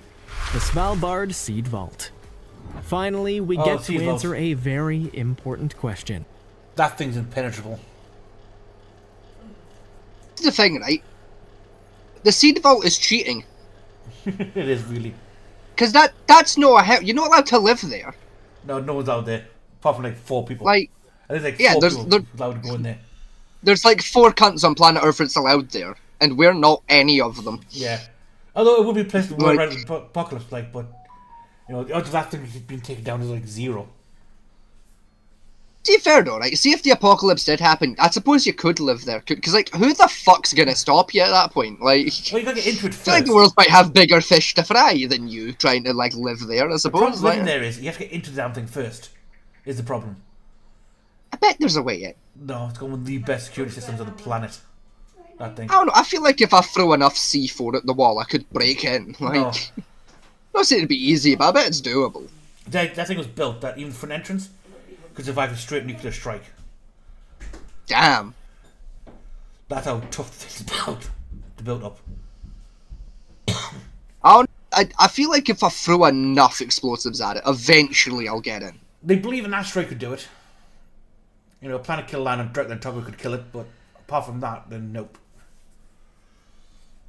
I bet there's a way in. I bet there's like a wee corner that's like just a little bit fucked that they didn't think about. The flaw in all apocalypse shelters is, how do you get food when your supplies run out? Well, if you're hiding out in Svalbard Seed Vault, that isn't a question you ever have to ask. The Svalbard Seed Vault contains what is probably Earth's most valuable resource: seeds. Hidden away in this big metal vault, 150 meters below the surface of Norway, lies over 13,000 of architectural history, with seeds for 930,000 varieties of edible crops. It's basically one big insurance policy on food. Should humans truly create the devastating apocalypse we've all been expecting since the 1900s, or, more likely, should the climate get so out of control that our crops begin to die? It's almost one of the most secure facilities in the world, given its utterly inhospitable environment. Fair to say that very few zombies would make it far in the Norwegian wilderness. Of all the potential hideouts in the world, the Svalbard Seed Vault is no doubt one of the best. It's hard to find a more secure location in the world than a vault built into a mountain like they already live there. overwhelmingly cold area. Of course, you do have the challenge of,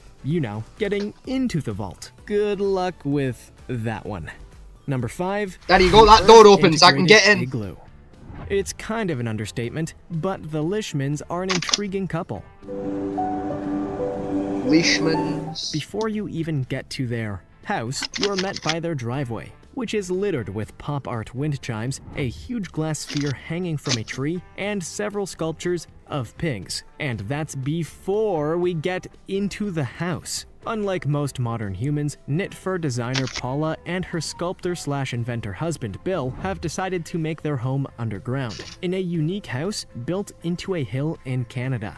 Inspired by British artist Roger Dean, Bill concocted the idea to build an underground home made up of interconnected igloo-styled domes. Altogether, the house contains 8 igloo pods, which make up around 2,600 square feet in total. Thanks to their underground design, the house remains at a consistent heat, with in-floor heating and no outside heating costs. And if you're concerned about your lack of vitamin D, each pod has a skylight, so you'll get some light even if you stay in your pod all day. While there admittedly have been no known zombie breakouts on our planet, there's almost no chance of zombies penetrating the security of a multi-pod underground home. This is about the most secure place in Canada, if you forget about all the government buildings. Number 4, Jirvasuti Refuge. I could break into that. We should clear up all the things that this is not before we get into what it is. I can break into it is that not quickly. A train, a spaceship, a futuristic telescope, a fallen space station, an air conditioner, a vacuum cleaner, or a puppet. It is, however, a shelter. It would have been great if it was any of the other things, though. The Jirvasuti Refuge is actually a temporary shelter designed for mountain climbers who somehow manage to brave the 9,300-foot summit of Italy's Mount Blanc, and need refuge from the uncontrollable elements. Made from high-quality, sustainable materials, the shelter actually has to be moved by helicopter. Please welcome an absolutely new crossout. That doesn't seem difficult to break into. Action game about battles and cool They're not even bit out of the way, but meaning this home is fully portable. But, you know, that's probably not going to be too helpful, of course. that you both made it up the mountain and have some helicopters to relocate. Quadrant House is unlike any other house you might ever see, capable of something most homes could never dream: movement. And not in an RV kind of way. 3 clients that commissioned Polish architect Robert Konieczny KWK Proms only had one request for their unique home. They wanted it to react to the movement of the sun. And after what I imagine must have been an incredibly difficult period of brainstorming, Proms came up with this odd-looking block-shaped structure that looks alarmingly unfinished. However, this is very much the finished product, which is just another example in a long list of things that make you just say, looks shit. wow, Nah. rich people really do have too much money, huh? The terrace outside moves with the sun, allowing for just the right amount of sunlight. So, what about this place? Don't get me wrong, like, that's zombie-proof? neat and everything, Well, it but really comes down to whether the zombies in Like, question I are can break allergic into to that. sunlight. So, zombie vampires. So no. Look, No, you it's can no close the zombie-proof. windows. What more do you really need? Number 2, urban vertical forest. Something If that's you've harder to ever break felt into jealous than, of the you know, birds and just other hitting animals it with a that hammer. make their homes in the big natural embrace of trees, well, Fuck, that's easier to this steal might than a be the ideal 2002 home Ford for you. Fiesta.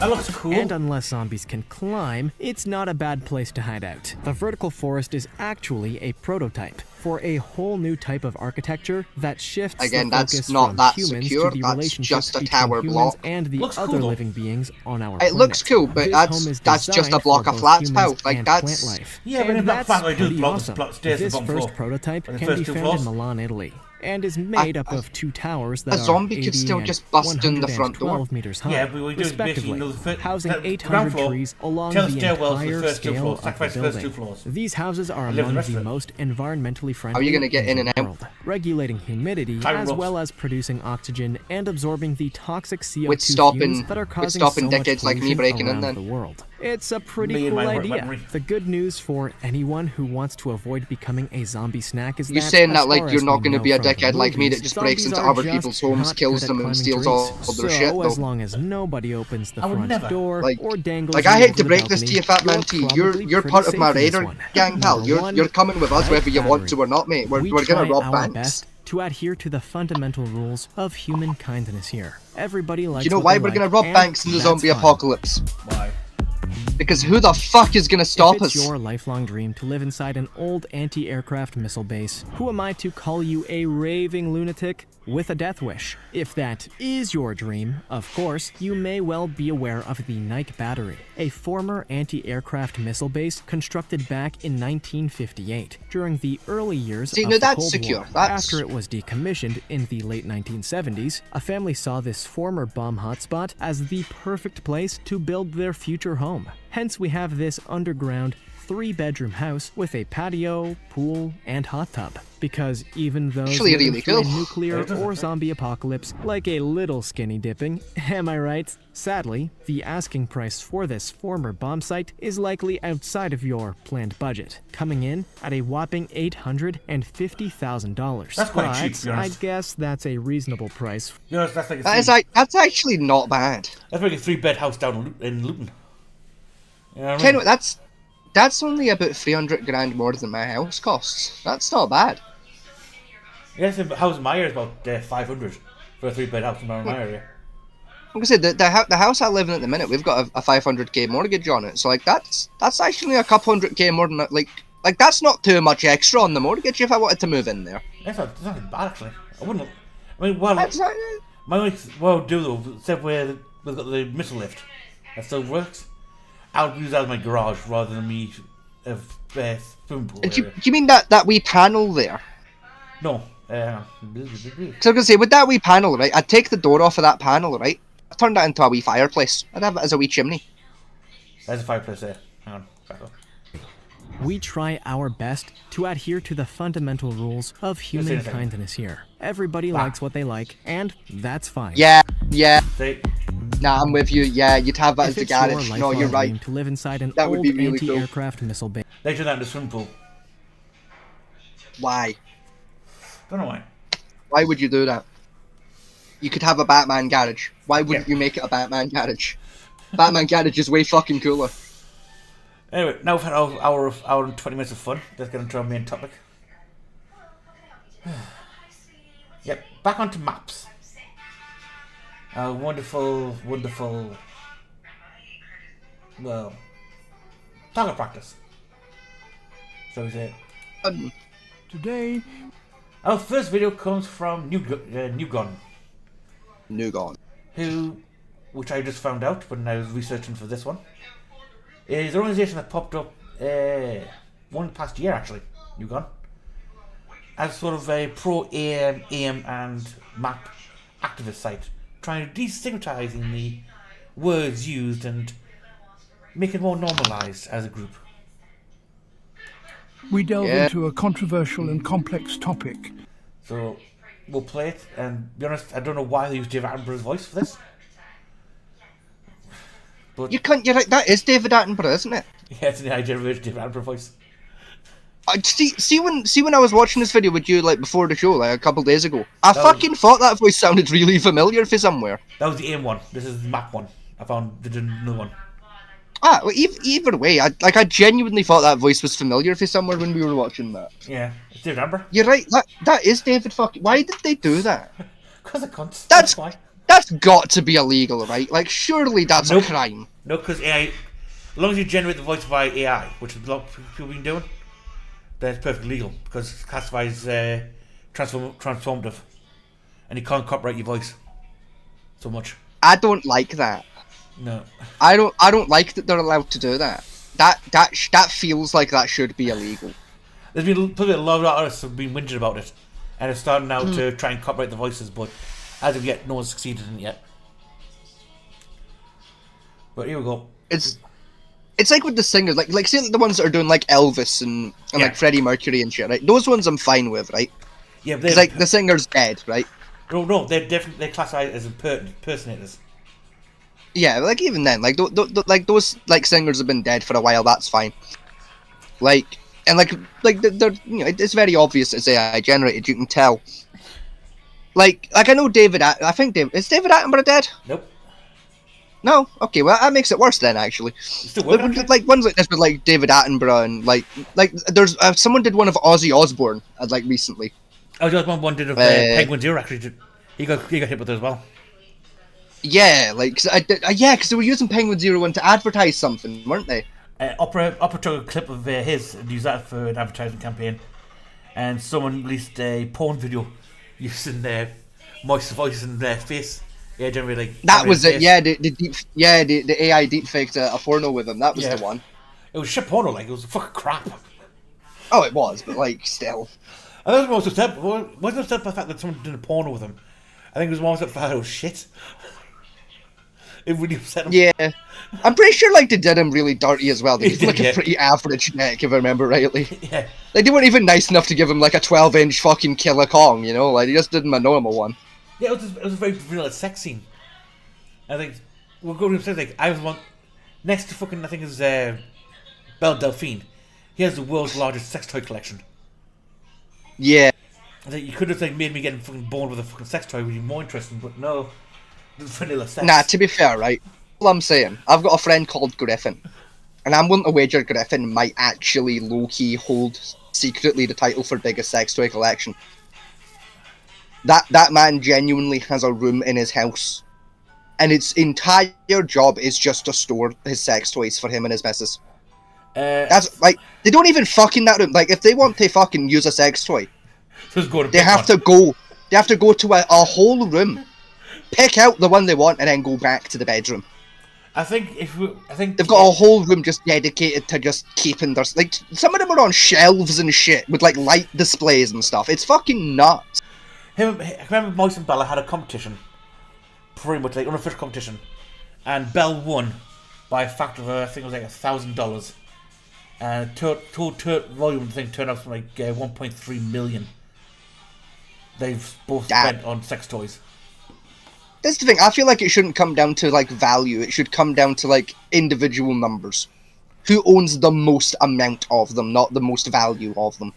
I think Belle still wins. If you go by value, you can win easily. Like, you could get a diamond-encrusted dildo and win by default, you know? No, that'd be standardized toys where you could buy, anyone could buy. I think the only one that yeah, okay, that's fair. I think the one that was really expensive was they both bought Moby Huges, which was the most expensive one they had. Yeah, because like, those things are like fucking $2,000, so like that's fair. £5 for the Moby Huge. That's worse. But $5,000 for one of those. I think Mike bought 2 of them for some reason. I don't know why I bought 2. Just because he can, like you know, if I had 10 grand, if I had fucking like Penguin Zero money, right? If I had Moist Critical money, I'd do shit like that all the time too. Like I'd buy 2 of stuff just because I can. Yeah. Anyway. Like Penguin Zero has enough money, like to never worry about money ever again. Kind of like Mr. Beast, but cooler. He's got enough money to waste the fact of setting up his own fucking gaming org, which everyone knows to use his money. You know what I mean? They don't make any money He's got enough money to never have to worry about money ever again. Like that man can do whatever he wants with. Like, he could retire tomorrow and be set for like 4 generations. Yeah, I think he just does YouTube now because he's bored. Because like I remember, like he's like a multi-billionaire or some shit. Like he's up in at least like I think he's up about the 100 mil mark. I think it's close to Mr. Beast. It's something nuts like that. I think Mr. Beast like 200 mil with all these corporations going at once.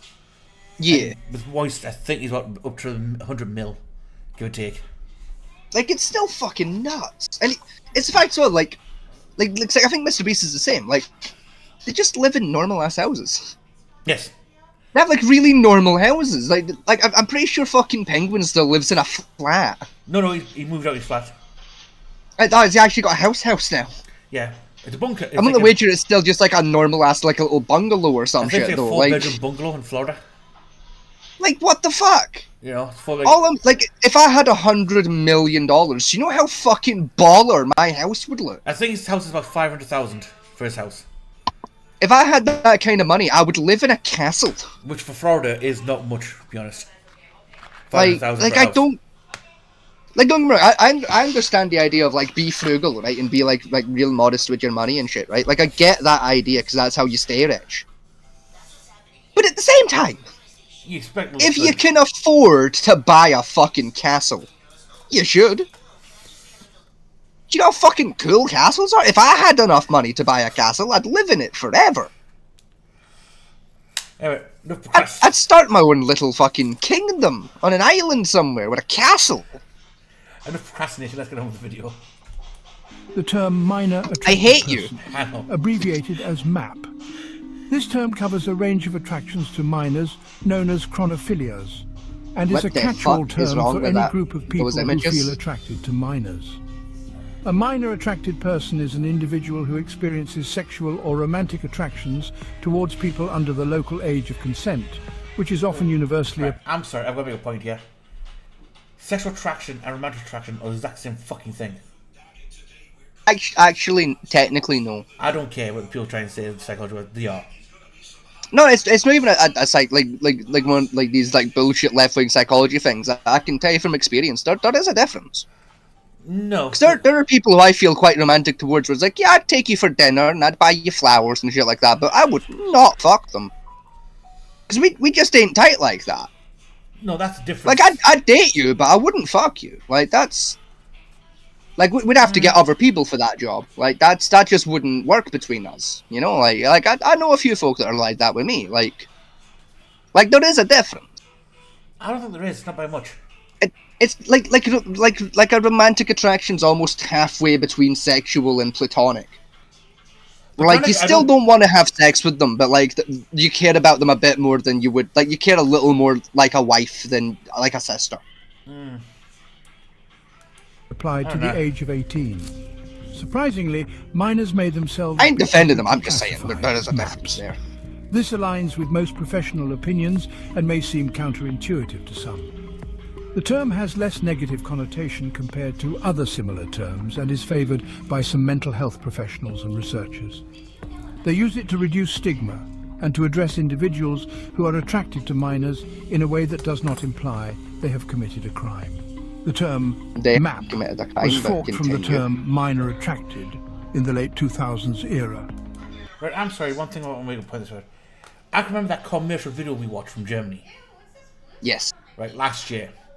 Where the guy was in the elevator and he was sweating his box off, fidgeting and twitching because there was a boy next to him. Yeah, and like he was having to fight the urge to not fuck the child. Yeah. Again, I mean, See, this is the thing. Point. If you have those feelings towards adults, you're still considered like dangerous and potentially a criminal. Because rape.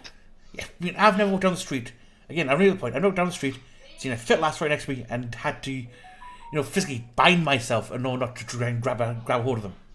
That's never happened to me in my life. I think the closest I've come is I've had to like stop myself from approaching them and trying to like flirt with them because I know they're out of my fucking league. That's the closest I've ever come. Is like don't waste your time because you're gonna get punched. Yeah. It's like, oh, titties, grab. Never resist. No one does that. It's weird. It's like, honestly, I watched that video. I thought it was a fucking drug addict with a crack rock next to him. To come down, but no, it was a guy not trying to fuck a child. It was weird. And that was supposed to be pro-map shit. If I remember correctly. It was. I think you're treating yourselves like that. You're... It was first used regularly in 2007 on a now defunct blog run by MAPS, with an interest in compiling lists of research articles. The term was then adopted by the Nugan organization and popularized in the academic field by B4U Act. By 2023, following consistent use in academia, MAP had over 600 mentions in Google Scholar. It has been used in state-funded research projects, documentation, a theatre performance, and even acknowledged in law enforcement operations. The term... Why? Why? Which part do you want to question? The law enforcement use or the theatre production? Law enforcement use for one thing, but I know the law enforcement does anything to make their life easier at times. I have more questions about the stage production, quite frankly. That's the stage production got me. That's one of the things. Why the fuck was this a play? What this is what the fuck was that play about? What was the plot of that where the term map was deemed helpful? Judging by the look of it, it's got a map's tale. That would answer that question, right? That is a new theatre piece developed and directed by Rebecca Scott. No wonder. Yeah. Writer Charlie Dupree. Hold on, isn't Rebecca Scott fucking? Hold on a minute. She's the one who did She's the one who fucked up one of the new Star Wars films. Hold on, let me Google her. Hold on. Isn't Rebecca Scott fucking? Hold on, is it 1B or 2Bs? 1B. 1B. It's Romeo Echo Bravo Echo Charlie Charlie Alpha. Did she know the fucking? Oh, what was it called now? That wee animated TV show I was quite into for a bit there. Fucking. No, apparently she wasn't. She was in Crack. That sounds a bit... Not the drug, the anime. Which one? The Crack. The Crack. Well, it gets worse for you, right? Isn't that apparently? What the f... Written by No, I'm pretty sure that was Rebecca Sugar I'm thinking of, actually. Right. Written by Charles It was. Dupree. I was thinking of Rebecca Sugar. Right. Mm-hmm. And Dramatug, Thomas Peter Gorgon, supported by the Prevention Project of Dunkfield, of Dunkelfeld, of Chalburn, Hansel plus the Hansel and Gretel Child Protection Foundation, the Zappa Foundation, and the theatre, whatever that is. Anton Dach. The Theatre Anton Dach, which I'm assuming would be the venue that hosted it. Yeah. What was it called again? A Map's Tale. Right, hold on, let me Google it. I want to know if there's footage of this. I know something now. What was the woman's name again? Rebecca who? Scott. Rebecca Scott. I found it on Indiegogo. That was surprisingly easy. Wow, that was not hard to find at all. Holy shit.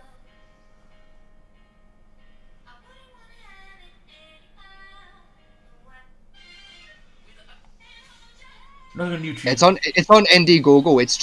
It's not actually been fully released yet. They're still trying to crowdfund it. Are they? How come on to this? Oh, 3rd of 3rd at 8 p.m. So there are a few dates. They haven't done a full release yet. They're still trying to get the funding together to do a full run. Jesus Christ, right? Wait till you hear this, right? Go on, hit me. Go ahead and guess what the funding goal is. How much they're trying to raise for this? Couple of mil. $38,288. Right? That's not too bad. Right? That's a reasonable price for a theatre production of any flavour, right? That's not too bad, right? Very small theatre production, but yeah. Go ahead and guess how much they've raised. Almost all the money. No. £2. They've got 13%, which comes out to $5,307 US. 77 people have handed their money over to this idea. Fucking hell. Well, those 77 people should be on a watch list somewhere. Look at this, right? For $44, you can back it, right? And you get an official signed poster. Send me a link. Control C. I'll put it in links and sources for you. Cheers. Control V. Wonder what else I can pull up about that.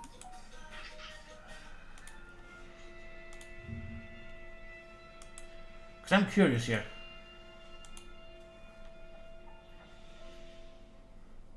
Because this is the thing, most of our other theatre bits are up on YouTube, so like that's one no for free. It's definitely not out because like there's no footage of it anywhere. I've got a trailer. I know there's a trailer for it, but there's no footage. There's no like a full run. So that's how I know it's not out. I think those shows will have been like early like fucking proof of concept runs. Probably just for the sake of like making the trailer. Oh, look at that! For $55 US, you can get a copy of the script.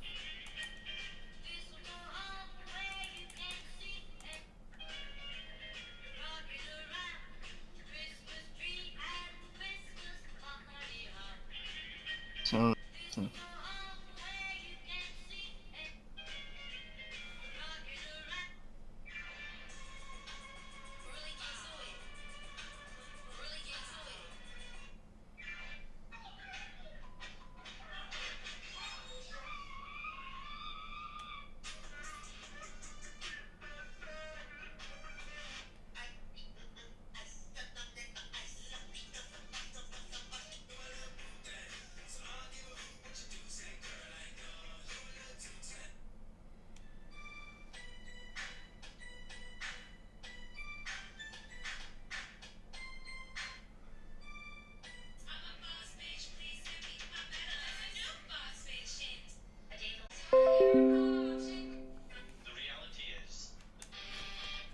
See, reading the plot synopsis, this actually looks like this might actually be a decent wee fucking stage performance. Actually, hang on, something's happened there. Like that. Can you check out this screen? Actually sounds kind of interesting. Yeah, I'll pull it up now. Because OBS that is connected in like less than a second. See, if an OBS is kind of fucky like that sometimes, but I'll pull it up anyway. Just make sure it's still running. According to my end, it still is. Still connected.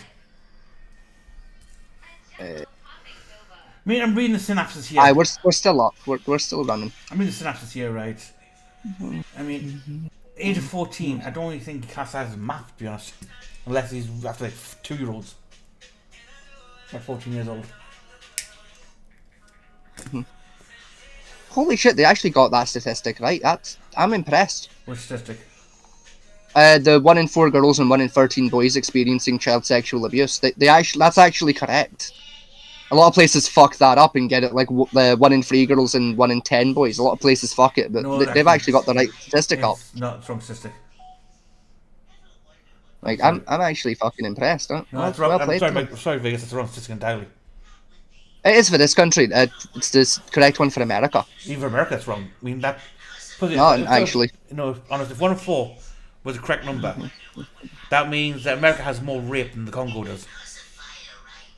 No, what it is, it's no literally 1 in 4 of everybody. It's 1 in 4 of the last control group that they surveyed for it. Yeah, they sort of, if I remember rightly, they do the critical survey in America for it with I think 15% of young people in the country. Yeah, read the last survey on that one.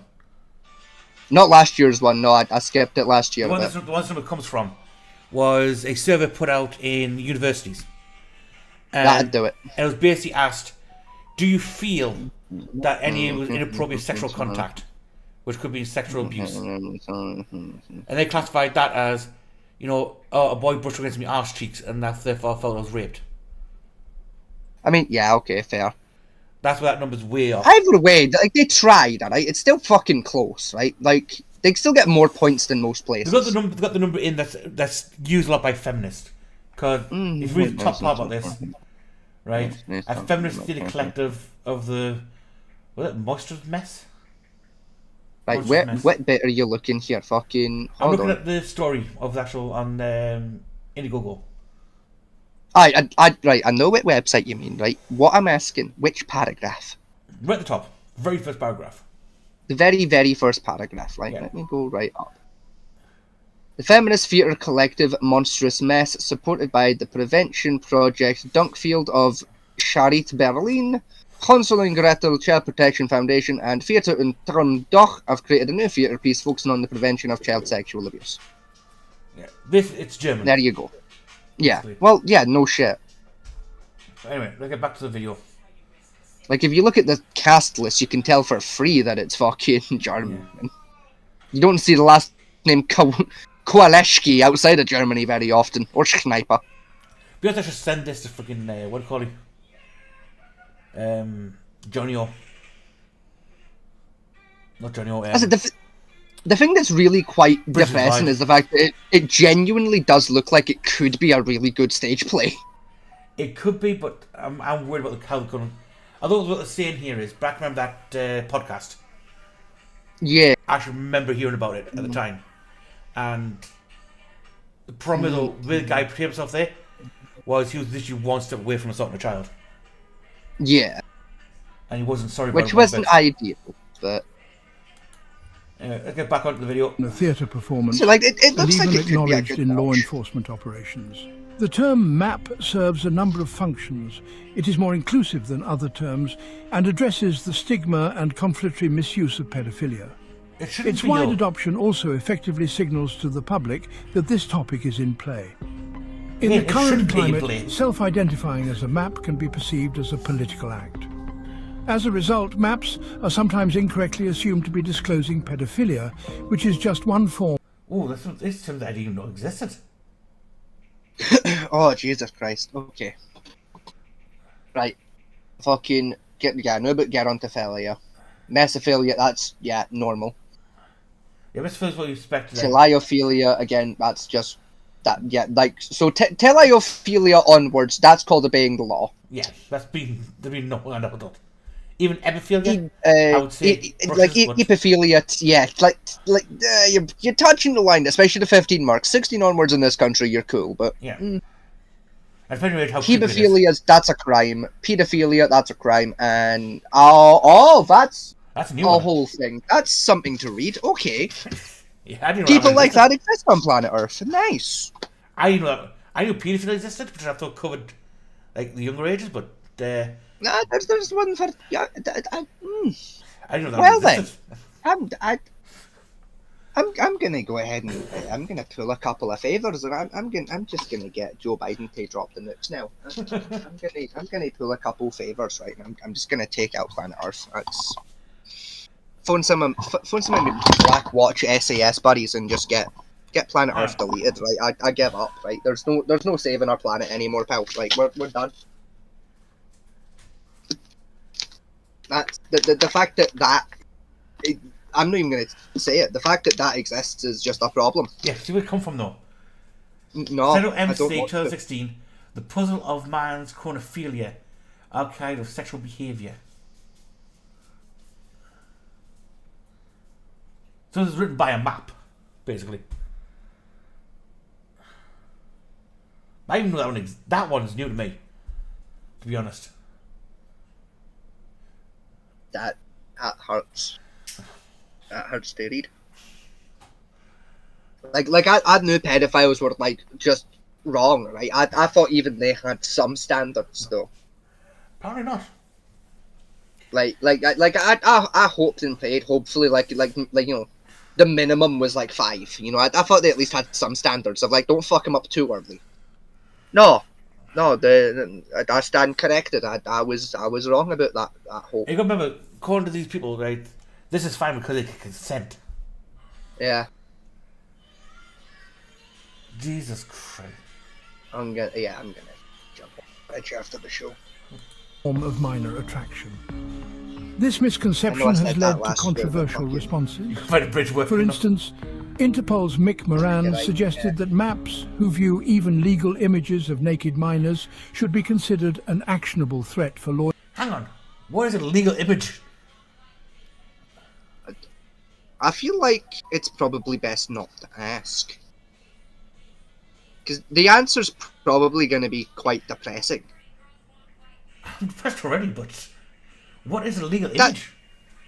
I'm going to go ahead and say don't Google it. I'm not going to Google it because like I feel like we don't want to be on watch lists. At least not those particular watch lists. Like I'm fine being on like the SAS kill list, right? I don't want to be on that particular watch list. Can you know what I mean? Yeah, but what kind of bullshit is that though? That boggles the mind. I mean, one obvious example would be like the cover art to that one Nirvana album, I suppose. Maybe. Like I feel like that counts, but outside of that, I can't really think of an example. And let's talk about like pictures, like family photographs of like your babies and that type of stuff. Even then, though. Oh yeah, okay. Right. If those were spread across the internet, I wouldn't like to say they were fucking legal images, would you? I mean, no. That's still... Law enforcement agents. In 2022, the Australian charity Project Rescue Children even launched a campaign to have the term banned. On the flip side, charities and initiatives such as Prostasia, B4U Act, and various EU-funded academics all support its use. Oh, for fuck. Yeah, even the EU is trying to... Oh, I thought the UN was bad enough, but the EU's now do it. They're also trying to make them a protected class. Yeah. Our governments are stupid. Is the left really affecting brain rot? In summary, the term minor attractive... I honestly think, like, because of like the way the trans stuff popped out, right, in the left side of it, people are now too afraid to say you're wrong. Yeah. You know, I can't even argue with you. Like, yeah, you're not even wrong, though. You know, it's a case of, you don't dare tell me where I can be. I'm sorry, but there's got to be a point we got to say, no, bullshit, you're wrong. Yeah, and there's got to be a point where we have to say enough's enough. Like, we've got to draw the line somewhere, and I feel like this is where we should be drawing the line as a species. Well, the line should be drawn before we got to this, to be honest. This is what happens when you don't draw that line. You know, if the government's really, like, say, because I know UN was considering the same as now the EU is, they're like, we've gone past the line I had last year and they've voted over the fucking thing. I'm saying that, right? All I'm fucking saying, right? Especially in this country, right? See if the UK government jumps on the bandwagon, right? And maps do become, they make maps like a protected race, right? Pedophilia becomes legal and everything due to loopholes, right? See if that ever happened. I vote we fucking riot as an entire country. I vote all of Britain does a Guy Fawkes at the same time and we succeed this time. Because you know what? They can't arrest all of us. We've no enough prisons to get everybody. I would miss. Like Guy Fawkes did. If they did that, I wouldn't miss. To be fair, Guy Fawkes didn't miss. Guy Fawkes got caught. I wouldn't get caught. Well, I would get caught because I was standing there proudly with a light in my hand. You know what? Nah, fuck it. Like, let's not even bother. Because this is the thing, right? An explosion's too quick of a death, right? If it genuinely happens, right? I'm going full cyber psychosis. Like, I will kick down the front door of the Parliament building and I'll commit a war crime right there and then.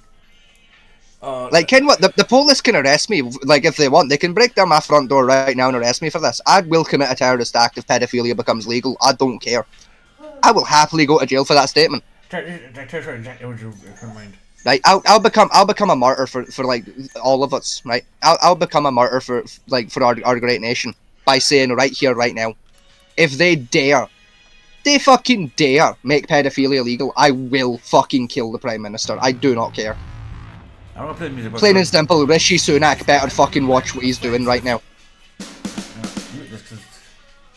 I genuinely don't give a fuck. I will take down the Parliament. Like, single-handedly. Don't get me wrong, you're welcome to help if you want to, right? I'm welcome to have some backup, but I'll fucking take him down solo if I have to. This is the image I have. If they legalize. Oh, yeah. Yeah.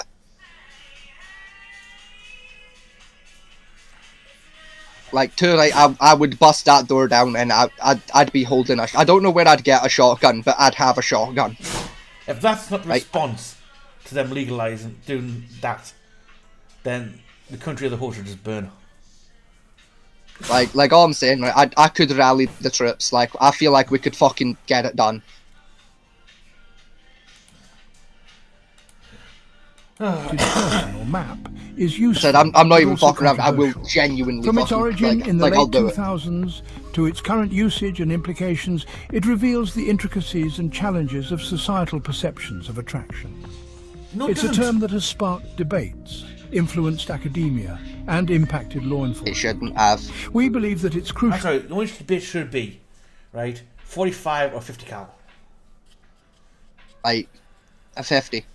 45 ACP sucks. I know, but 45 heavy rounds are quite good. Yeah. I don't know, they didn't... I would say 30-06, but frankly, I don't want to taint the bullet. No. You know what I mean? I don't want the blood of a pedophile in my 30-06 collection, thanks. I don't want to sully the poor fucking beast. I don't want to ruin the weapon. Yeah. I wouldn't be able to touch the fucking thing again. I'd have to use one weapon per fucking pedophile.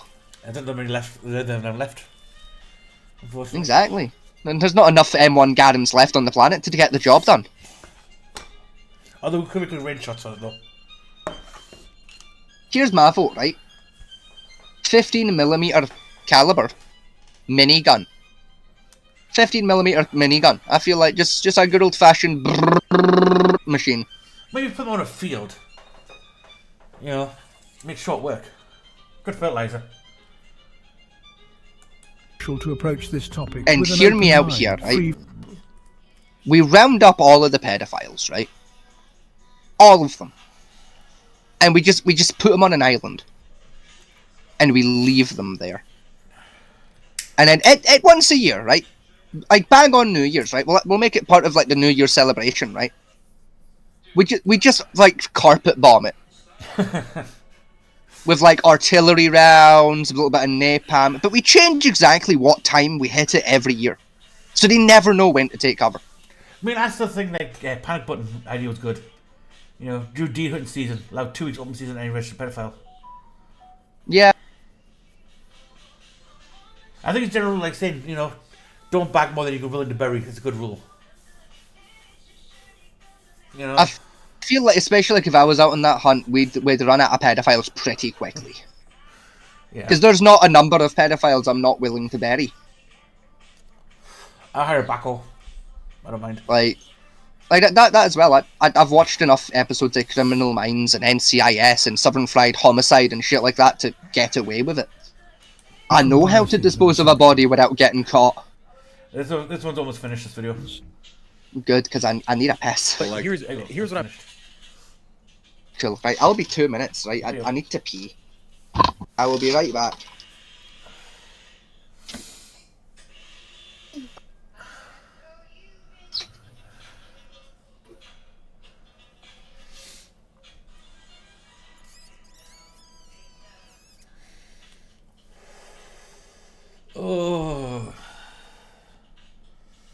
Oh, what a day.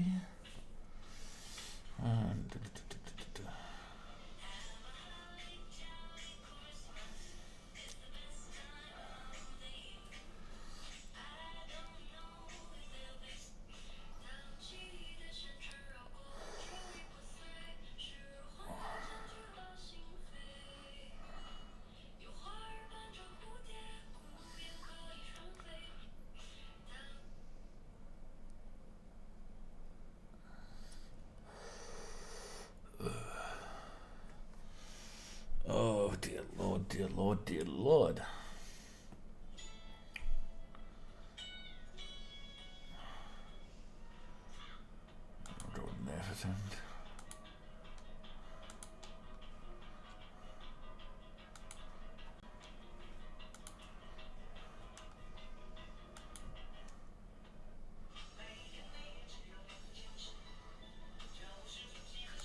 Yeah, we've got one.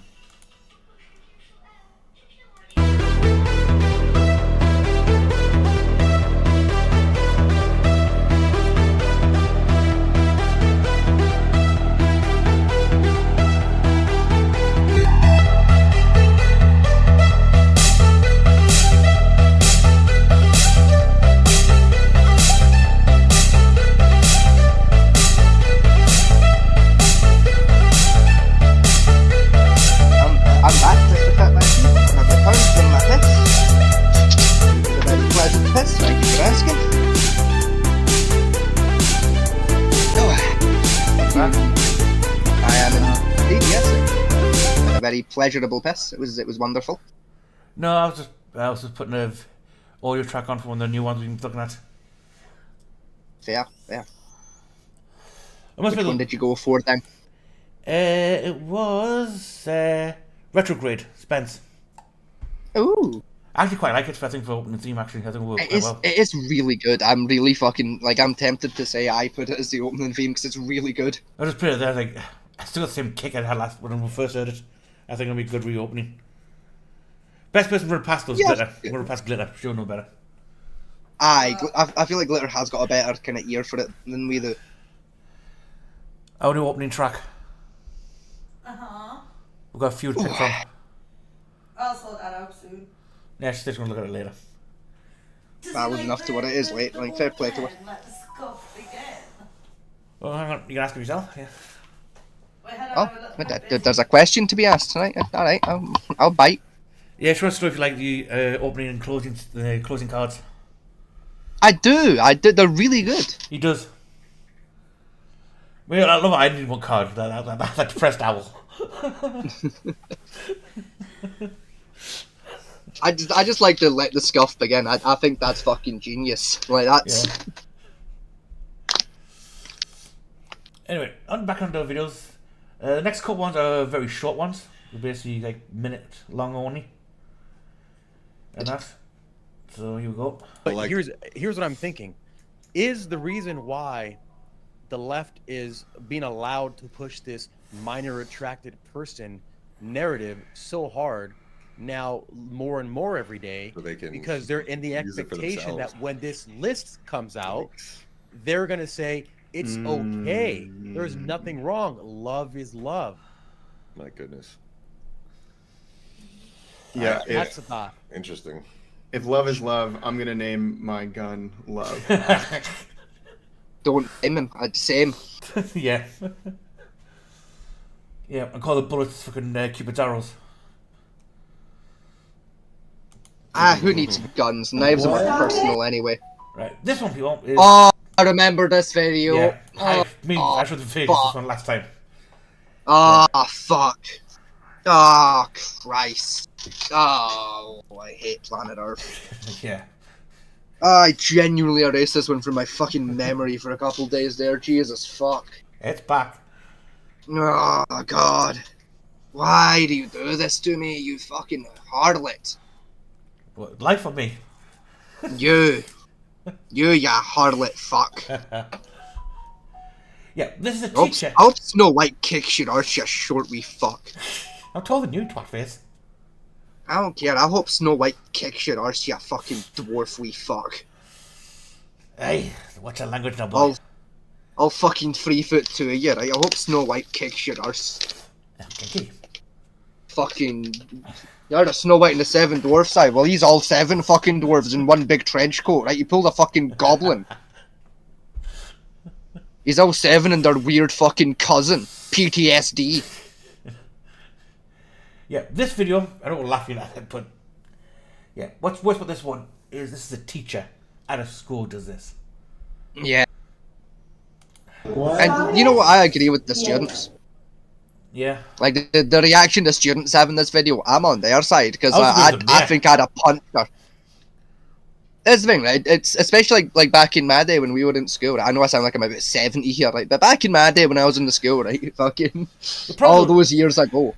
Right. See if a teacher pulled this shit, we would have stabbed them right there and then in that classroom. Bro, the 4 years you've kidding me? The 4 years you left school, right? The left has already influenced quite badly. As you've learned from our podcast, I'm aware. The 4 years since you've left, it's got much worse. It's been more than 4 years now. I left when I was 16. I'm 21 now. It's okay, almost been a full 6 years. 5 years. You know, it'll be 6 years this August since I left school. So even the 6 years you left, I mean, when I left school, none of this shit would ever got anywhere near the school system. I said, like, if this shit got pulled in my school while I was there, every fucking people in that classroom would have brandished a weapon and murdered the teacher right there and then, no questions asked. Well, let's hear our own words, shall we, for people at home? Diego. We're not going to call them that. We're going to call them MATs. No. Minor attracted persons. No. So don't judge people just because they want to have sex with a 5-year-old. Yeah, my name is Craig. You heard that back bit right. Tifa, it's just the reaction of I'm assuming Diego in the background there of just the fuck. Yeah. Even he can't believe that shit. Just what do you mean don't judge them because they want to fuck a 5-year-old? The fuck? I mean, I've seen people that hardcore could tell people who like murder a bunch of people just for the looking at them wrong. They would have gone, what the fuck? Even they would have been like, yo, that's a step far, gamer. Like that's kind of based in the wrong way, dude. Like, nah. Like, that's a bit of a hot take. Like, no. Now, bear in mind, she wasn't fired for this yet. She fucking should have been. Now, this like, if they'd have pulled that shit in my school, we would have burnt down the building. With every teacher locked inside it for no preventing that sentence. I think that's a school board meeting. Right. Craig Schubert, I'm the mayor of this city. It has come to my attention that your educators are distributing essentially what is child pornography in the classroom. I've spoken to a judge this evening. She's already confirmed that. So I'm going to give you a simple choice. You either choose to resign from this Board of Education, or you will be charged. Thank you. So yeah, they didn't even resign. The mayor had come in and pretty much threatened them. And you know what? I don't blame him. Like, hang on, when was that video? I mean, frankly, if it was me, right, all I'm saying, right, like, whether they resigned or not, I'd still fucking charge them. Like, I'd still send their ass to prison. Everyone who was involved, all of them, jail. I don't give a fuck. Frankly, if I had my way, the janitor would go to jail just for being in the building. Right, here we go. The kids would all go to jail. Everyone in that building would go straight to fucking jail. Do not pass go. Do not collect 200 quid. Do not claim the dole. Straight to jail. Get fucked. You'll get out when you're 75. But this video should have more views on it, to be honest, because this is about it. Now, this is basically for what happened. Teacher administrative leave and might be fired after he told students that called pedophiles minor attracted persons according to K Fox. Al Park, an English teacher at Franklin High School, was captured on video. Franklin High School, no fucking wonder. That explains it. Yeah, stop calling them that. They're not allowed to label people like that. We're not going to call them that. The teacher heard saying on the video. We won't call them maps, my trap person, so don't judge people just because they want to have did it with a 5-year-old. The videos posted on TikToks. Videos 18 seconds in length, doesn't offer much context. The school district spokesman said this is under investigation. After a thorough investigation was conducted on September 6, 2022, during the special board meeting, the Board of Trustees approved the decision to notify Franklin High School teachers of proposal termination.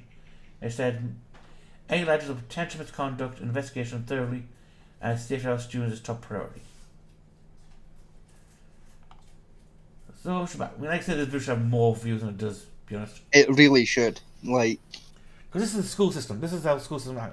They've got one so far. But imagine the ones that they haven't caught. Yeah. I mean, look at the TikTok as a whole. We showed some left teachers with glitter about the school system. As well, those teachers were spouting. You know, I mean, 5-year-olds talk about pronouns and shit and sexual orientations that not appropriate for a fucking 5-year-old. Nah, I mean, shit, like, there was a similar controversy with, like, here in Britain when I was at the school. I think it's still ongoing at this time, to be fair, but I was still at the school when they started doing the, kind of like when mental health got really, really big there, like when, I think it would have been about 14, 15. And he started introducing classes at, like, high schools only. I should clarify that. This only happened in high schools in this country. Oh, yeah. But about, like, how to, like self-harm safely and all of that. Which I loved those classes because I'm a nerd, right? I found it really interesting, like, cause like in the classes I was doing, like, in it, like, because like pretty much everyone in the class either had mental health difficulties or was a mental health nerd. We were probing the shit out of the teacher with questions, like, about the psychology of, like, mental health. It's like, it was actually a really informative, like, class, like, when we were involved. But fucking, like, I remember that shit kicking off. Yeah. Because I remember being, I was with me mum. We were visiting me auntie's house, right? Stop. And fucking her nephew had just told his parents, like, about these lessons that he was doing at the school. I keep in mind, like, this was like 2 years in. Like, I'd done the same lessons 2 years prior at the school, right? I was about 15 at this point. I was ready to, like, get ready to leave high school. And I said, me auntie brought it up, and that, like, my mum was going ape shit, and I was like, whoa, hold on the new, just real quick. I fucking did those lessons at the school. You didn't have a problem with that. Mum, about fucking ape shit. You didn't fucking tell me about that. You didn't ask, for one. And two, it's not a big deal. Like, I get your concerns with that one, right? Like, it's not a great idea to teach the mentally ill how to hurt themselves, right? I agree there, right? That bit needed a bit more thought. But the actual topic is actually quite important to talk about. The way they went about it was a mistake, right? Even I can agree they went around it the wrong way, but, like, it was a good topic to mention. Like, it was quite an interesting session. Like, it's the same. I have a similar feeling towards this as I did, like, that back then, of, like, they're going about it in the complete wrong fucking manner, right? They're going about it in a silly way. Yeah, it should be a picture of... But I don't wholeheartedly disagree with the concept. The idea of this should, like, the pedophilia should be talked about in schools, and kids should be warned, hey, there are people out there that want to fuck you, and they might just have to kill you over it.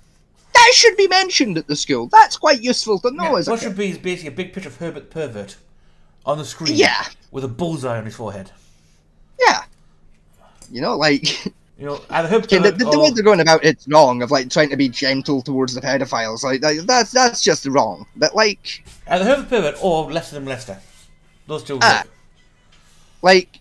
I mean, it's like that chart, right? I mean, I'd make a small edit to it. You know which bit I'm on about in the edit, but, like, that chart with, like, the different flavours of pedophile.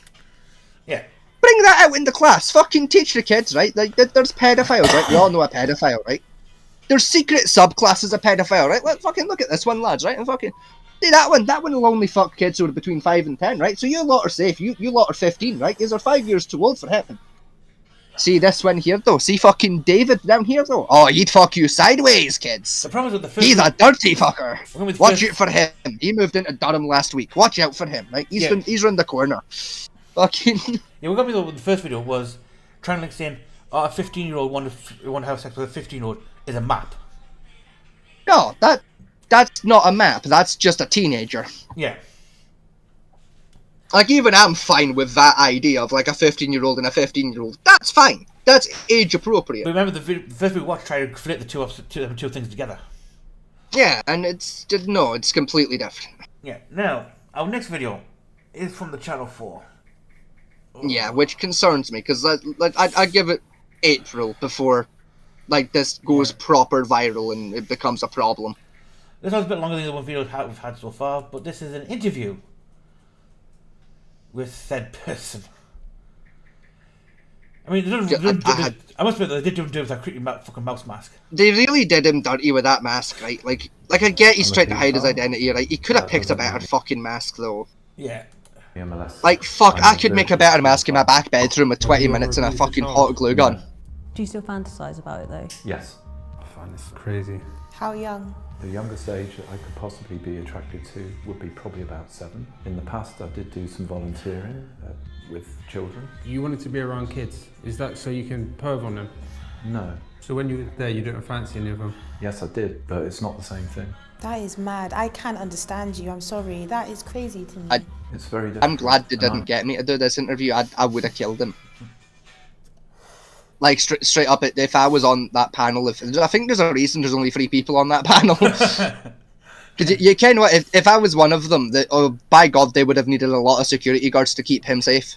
And even then, I don't think they could have kept him safe. Yeah. I think I would have gouged his eyes out with a spork. Yeah, but even though the panel consists of, I'm sorry. Yeah. That is mad. I can't understand. Right. I'm sorry, you got... It's Pete Davidson. Right. He's mentally ill and he's on drugs. Look, it's fucking Pete Davidson. Right. All 3 of those people, right, aren't what I call normal people. I think all 3 of them, I think apart from like Geordie Shaw and shit, to be honest, they're mentally damaged. Seem like the nicest way possible, right? Is that a bloke on the end or is that a woman? I kind of not meant to ask questions like that anymore, but like... That's probably they, them, or it, to be honest. I'll change my question slightly. Have they got tits, or are they flat-chested? I couldn't tell, to be honest. Don't get me wrong, they're very pretty and/or handsome. Like I like the vibe. Hang on, let's ask. But I am intrigued. I want to ask. Glitter. Oh, female. You're right. Get a female in to evaluate the females. That's a smart idea. What? Get a woman in. She'll tell us if it's a woman. What this person's gender is. Which one? This one. The one on the end with the actually quite nice grey hair. I'm not really a fan of the dyed grey. That's actually kind of smart. Every gender that can be. Yeah, but what's the original one? Yeah, we're not looking for the politically correct answer here. You think male? It is male. Apparently male. I feel like we might have to hear the voice. Like No, female. Put your spectacles on, hon. No, put your specs on, love. Right, Glitter's locked in. Female. It's female. No, she's right. I can see now. Yeah, there's no Adam's apple. You're right. Well spotted, Glitter.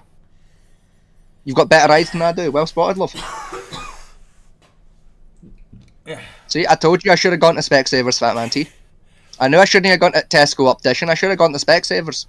I fucking told you so. That's female. Yeah, this is an interview on Channel 4. I like their vibe. I see the head in.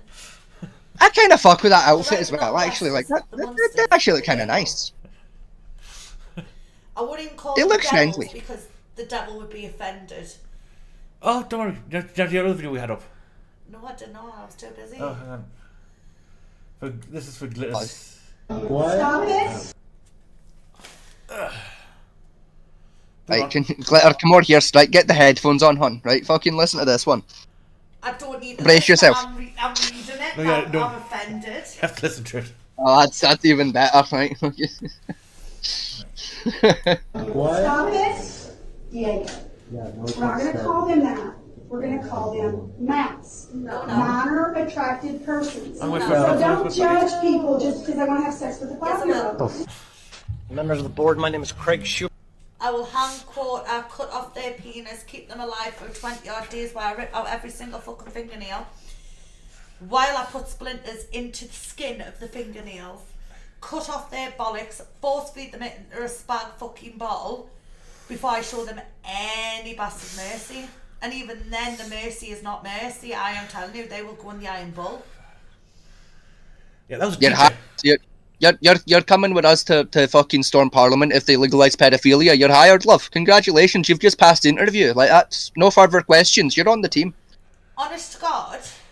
Right, your uniform's in the post, ready for the... We're gonna V for Vendetta, right? Everyone's turning up in the same outfit with the same mask on, right? So we can all hide. Right, you're hired. No further interview questions needed, love. You've passed. Do you know you what start on really Monday. Pays me off, right? They've just euthanized hundreds, if not thousands, of XL bullies because abuse attack kids. Yeah. Yet this monstrosity is allowed. Yeah, there's a teacher at Franklin High School. Oh wait, America, they're fucked up. No, hold on. The problem is that we just found out on another video we had. No, hold on a second. Class. That's not... Glitter actually makes a really good... I've never thought about it like that, Glitter. That's actually a good fucking point. Yeah. These poor XL bullies have been penalised because of a few bad owners, yet paedophiles who have hurt numerous of children over the time or what, couple of months in jail if you know there's enough evidence on it. If they have to sign a little red Chester that no one really takes notice of. But here's one for it. This is the opening session of this one. Glitter, have you ever considered becoming a lawyer? That's a really fucking good argument. My dad used to say I argue so well that I should either be a politician or a lawyer. Right, listen to the open section. Please do, just for that one point. That's actually genius. Can I borrow that? Can I quote that, please? Of course you can. Thank you. Cause I'm going to quote that for a letter I'm going to send to the Scottish Parliament about this particular issue. You're getting quoted. You're getting named and everything in that letter. Like, that's a genius point. It really is. That's like, I'm not even fucking up. No, fuck you. I'm not even fucking with you. That's genuinely one of the most eloquent arguments I've ever fucking heard. Like well played. That's actually a great point. Like I've never thought about it like that, but you can what? You're 100% on the money with that. Yeah. I don't like the fact that you've got a really good point with that argument. I don't like that that's a thing that happened. I don't like the fact that that's a good point. If you look at whatever his twat name is, the Parliament man at the minute, Rajesh, whatever. Rishi Sunak. Aye. It's Rishi Sunak. He stated, we need to protect our children. That's why the smoking ban thing's coming in, the alcohol ban thing, and the XL bully ban thing. Yet they are even considering paedophilia, MAPS, arseholes. As a protected class. As a protected class is absolutely disgusting. Like, you can't argue protect our kids in one mouthful and then do that in another. That's what they're doing. It's the UK government. They do that literally all the time. What they're trying to say is they're not legalising sex with children. What they're trying to say, just that they can't discriminate against being a MAP. The problem is, like with any sexual class, down to like the lesbians and thing, once you make that sexual orientation a protected class, that means any activities they do is also protected. Yes, right. The difference between lesbians and gays and bisexuals, I will state this, it was never against the law for that to happen. It was never. Right? What was against the law was the Indecency Act, because most people who acted upon their impulses felt like they had to hide it from the church. So 9 out of 10 it was done in public. Well, no, we're calling sodomy is still against the law. No, it was never against. If you actually say it, actually no, it is actually it still is to this day in the law books that sodomy is against the law. See, when it came up that it was never against the law, it was the fact that it was done. No, if it was done sort of publicly. No, being gay was against the law, right? Technically. Sodomy and buggery, however, have been for many years. Only a man can have with another man is against the law. Interesting fact. Just because it was under the same law as affairs, because cheating on your wife was also illegal for quite a long time under the same law. And there was like breaking a promise or something for the engagements. That one was a different law entirely, but that's same what premise. Lesbians were persecuted for. Yeah. Because they couldn't commit acts of sodomy. Interesting fact though, going back to our lovely people who invented the Kama Sutra. Did you know wonderful people? A blowjob was a man-on-man act. Yes. It was never a female who was allowed to perform it. Yes. Where do you think the 69 came from? I know the 69's a wonderful thing. Which Dr. Wesley was. Who do you think invented the 69? All I'm saying, it wasn't a straight man who invented that shit, and it definitely wasn't a straight woman who invented the 69. No. That act was not designed with the vagina in mind. I can tell you that from free. Is once to say maps are protected class and cannot be penalised for being maps. Therefore, any acts they make cannot be penalised either. True. Yes. Which means due to a legal loophole, pedophilia would become fully legalised. Yeah. Not while I'm still alive, it won't be. Hunting season's over. Oh, correct. Like I stated earlier on the show, if that day comes, we're taking down Parliament. Are currently considering the proposal. No. I said, I don't give a shit what the rest of Europe does, right? If our government legalises it, I'm taking down the parliament. Yeah. But you know as well as I do, with the UN being doing it, and the EU, it won't be long. It's disgusting. Right, Annie, pop up at the house because I forgot the wallet. That's well, it sounds about right that France would consider it before us, doesn't it? I forgot the wallet. Because I needed in the morning to get the kids brekkie and shit. Like, I'm honestly not even surprised that France is considering it before us. That sounds about fucking right for those depraved little frog fucks. I'm back. Welcome back. I was just slagging off the French while you were gone, don't worry. But yeah, it's like I say, if you get any way of traction in either UN or the EU, it'll come to Parliament at some point.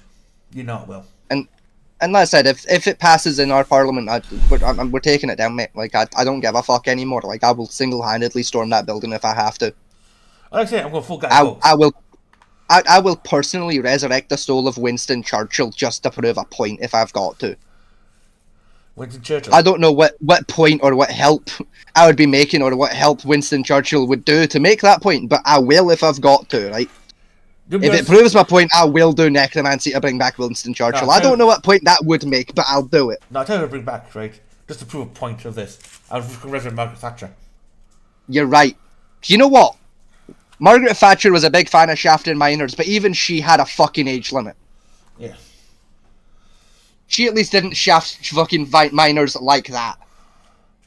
Anyway, back onto our interview with our friend here. We need to give a good name for this friend. What should we call him? I vote Bill. Bill? Yeah, we'll go Bill. I like Bill. He looks like a Bill. Bill or Billy Joe? the Bunny. The rat. Nah, Billy the Bunny. It rhymes. That's I like Billy. gerbil, I think it's supposed to be. He's Billy the Bunny. But that doesn't make me a molester. Yes, it I'm does. a virtuous paedophile. I still can't get that. I can't believe that. It doesn't make sense. I remember like you showed me this and I googled like the meaning of the word virtuous. It doesn't like if anyone wants to understand why we're confused about virtuous pedophile, Google the meaning of the word virtuous and see if you can figure it out. And you still have trouble. Do the country a favour, right? Find a bridge. Like all I'm saying, right? Fucking like if you can figure it out, right? If you can figure out how you can be a pedophile and virtuous, if you can figure out how that makes any sense, please send your answers on a postcard because I need to know how you can put those two words together and have it make sense. And then let us know your name and address and put it on a list to be watched. Yeah, we will contact your local police department while we're at it. Fantasize about it though. Yes. I find this crazy. How young? The youngest age I could possibly be attracted to would be probably about 7. In the past, I did do some volunteering with children. You wanted to be around kids. Is that so you can perv on them? No. So when you were there, you didn't fancy any of them? Yes, I did, but it's not the same thing. It's exactly the same thing. I'm sorry, exactly. It's the exact same thing. How fucking... Nice try with the language, but perving on and fancy is pretty much the same thing. It's yeah. You know. You see, he's quite disgusted by it. You see in his face. He wants to rip his face off. He's considering it. Like he's counting the bodyguards to see like, could I take that fight? Well, no, I don't. Could I kill him before they encircle me? Also, no, if I promise to push you to try. That is mad. I can't understand. But that black Oh, man. like Sorry, that is crazy. He looks like he could pull it off. Ah, fuck off, man. Damn thing. Are you struggling here, pal? I'm still trying to pause it. Children. You wanted to... Her. Right. He's quite angry. He's tell his hands going. Yeah, like he's umming and ahhing about punching him. Mm. Her in the end couldn't he give a fox, I don't think. Yeah, and one in the middle, you know, she's like, oh, it's like when the people think, oh, that's nice. I don't think you actually understand what the fuck's going on, to be honest. Oh no. To be around kids. She seems cognizant in a way. Perv on them? No. So when you were there, you didn't fancy any of them? Yes, I did, but it's not the same thing. That is mad. I can't understand you. I'm sorry. That is crazy to me. It's very difficult, and I'm scared. I'm scared that this is going to be a huge mistake. Yes, you should be afraid. Very afraid. Because one day you'll meet someone like me. All I'm saying, right? Someone somewhere in Channel 4 knows who he is. Whoever that person may or may not be who works for Channel 4. Now, bear in mind, leak his name and address, please. Right, bear in mind, I am not a father. I'm not a parent. I'm an uncle. And I'll do it. My rage of these people would be very barely contained. This thing, I'm in a similar boat, right? I'm not a father. I'm not even an uncle. I'm an older cousin. Even I would break their legs. Like, you so much as look at one of my younger cousins, like in what I deem to be an incorrect manner, I'm gonna break your fucking knees. I will break your Nico kneecaps. You so much as even fucking thinking about fucking one of my wee cousins, I will break your kneecaps. Now, see, the beauty is I've got fields I know and people I know. I would capture these people, release them into these woodland areas, right, which is secured off, no one can get in and out. There's only one way in and out of these woodland areas. And then I would use my exceptional skills of hunting to have fun. I'll break their kneecaps, and that would be the starting point, is breaking the kneecaps. There is not a number of people that would be able to pull me off of a pedophile if I got my hands on one. I guarantee you, this guy says volunteered with children. I guarantee you there's a father there who recognises his voice. Oh yeah. And I feel sorry for that father. Because now he's realised, he's now realised that he let one of these near his children. Like, this is the thing as well. I've got quite a unique perspective on this one, in the sense that I was a volunteer myself, and a worker in the same field. Yeah. I worked as I did 6 years as a volunteer for my local youth work service, and then I did a full calendar year as an official employee. Yeah. Like, on payroll and everything. Like even just from that perspective, I'm disgusted. It's because you've got to jump through so many hoops to get into that field. Yeah. They don't just let any fucking person get in. Like, even as a volunteer, you've got a lot of checks to go through. You've got a lot of fucking paperwork to fill out. When I was in my 20s, I started a club with underage for rock climbing. Yeah. Right. And it was an all-male group because stupidity and males go hand in hand. I mean, yeah. And the hoops we had to go through to get signed up as a non-profit for that. Yeah, it's a lot of work. And we had backing from other youth groups at the time to do it, including the YM. Yeah. And even then the hoops I jumped through then were astronomical to get it approved. Yeah, they don't let just any old chuckle fuck do it. No. And I was technically only part of the club. I wasn't technically running the club. It was like a self-governed club. And because of my age, because I was in my 20s at the time, the dupes I had to go through to do it. Oh yeah, so you got to go through you got to get a PVG, you got to do a fucking psych eval, they put you through the fucking works, dude. And again, I wasn't running the club. I was partly was, but again, the whole club was run by the group itself. Yeah, you were just one of the members, technically. Yeah. But I got put through the ringer because of my age. And it was classified as because we were taking these kids on outings as well, into dangerous terrain technically. Yeah. And the amount of bullshit I had to go through just for that alone was immense. And these kids were 16, 17 years old, close to. I mean, I remember when I first started volunteering, right? It wasn't too bad, right? Because I was still classed as a minor myself when I was volunteering. I started volunteering when I was about 14, 15. It's it wasn't too bad, right? I didn't have anywhere near as many hoops to go through at first when I was volunteering. See, the second I turned 16. Yeah, the hoops go triple. Oh yeah, it got way more, every year I had to fill out paperwork, I had to set a psych eval, which, believe you me, they were difficult to pass. The fucking, I had to do the psych evals, do a bunch of paperwork every year, and then as soon as I turned, I would have been 20. I turned 20 and went onto the payroll. As soon as I joined that payroll, to even get on the payroll, I had to get a PVG done. Yeah, which is not it's. I mean, it's a lot of paperwork and it's a lot of hoops to jump through. Like, people have background check all the time for like certain jobs, like people work in a hospital. Do you get a PVG, right? The amount of intrusives in your life they go into is 10 times worse than a basic background. They're not just digging up your past; they're digging up like relatives within the fourth degree of you. Yeah, for case any influence exist. Because to actually get my PVG, I had to do like an in-person interview as part of it, which I was later informed was unusual. They don't normally do it. No, I got pulled in for an in-person interview because my father had been to prison, and I got grilled for like an hour in essentially an interrogation about my dad. Just like, so why was, because they had the answers like there, right? They were just making sure I wasn't gonna lie about it. Again, why was your dad sent to jail? Right. Well, this is. I could be mistaken. I didn't follow the case, right? But what my dad told me and what I know from the court case, the bits I paid attention to, because I was not there in person at the court case, or obviously there on the day when the crime was committed. This is what occurred to my understanding. Like, that's pretty much correct. A couple discrepancies, but like I said, you weren't there on the day. That's when you didn't follow the case. You weren't there in court. Fair enough. Yeah. Fucking right. Roughly when, to your memory, did this occur? It was roughly, I think it was like 2016 or some shit off the top of my head.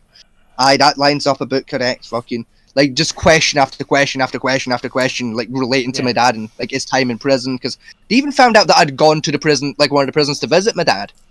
And they're like, fucking... Yeah, and like, they interrogated the shit out of me about that. Like, fucking, right, who did you meet while you were there? Who did you talk to? What crimes were they in for? And it was like, I don't know. Rule one of prison is you don't ask.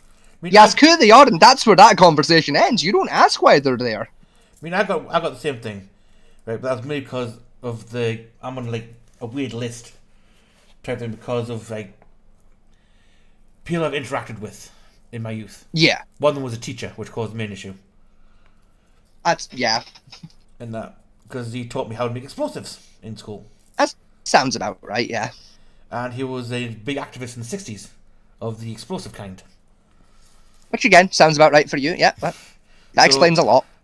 I was already on like a police list at that point of students he took an interest in, and I was on the list of that. Not to mention, you know, I was registered as a martial artist as well at the time, and a lot of other bullshit which they deemed at the time, you know, worrying for personality traits they called it. Yeah.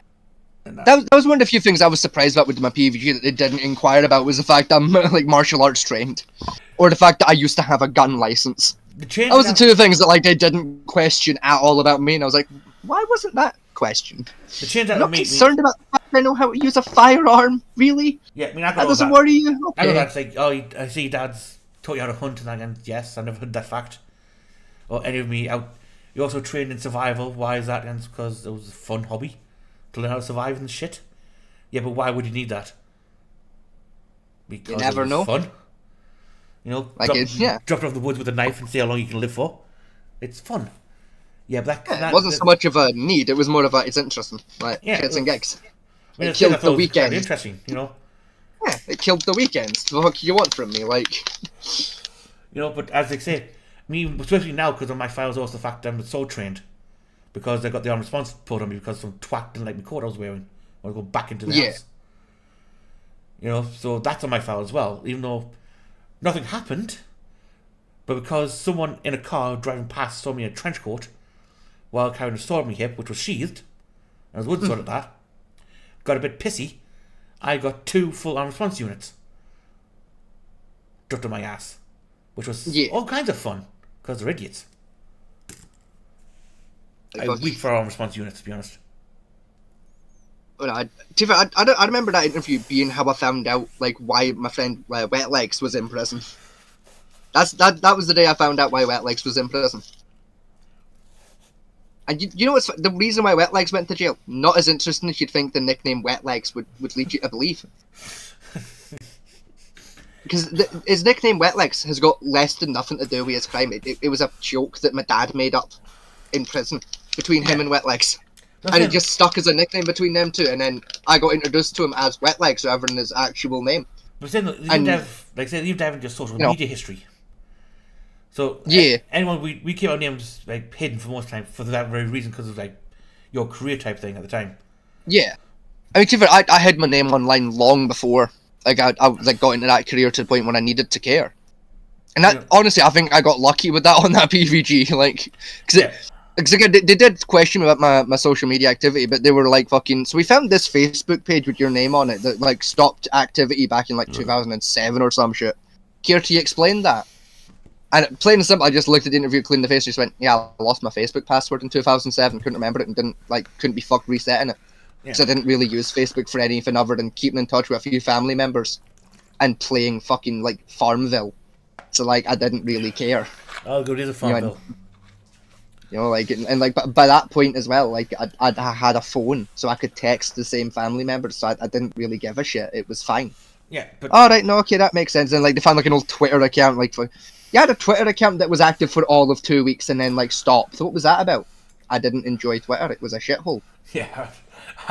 You didn't make any further Twitter accounts? No.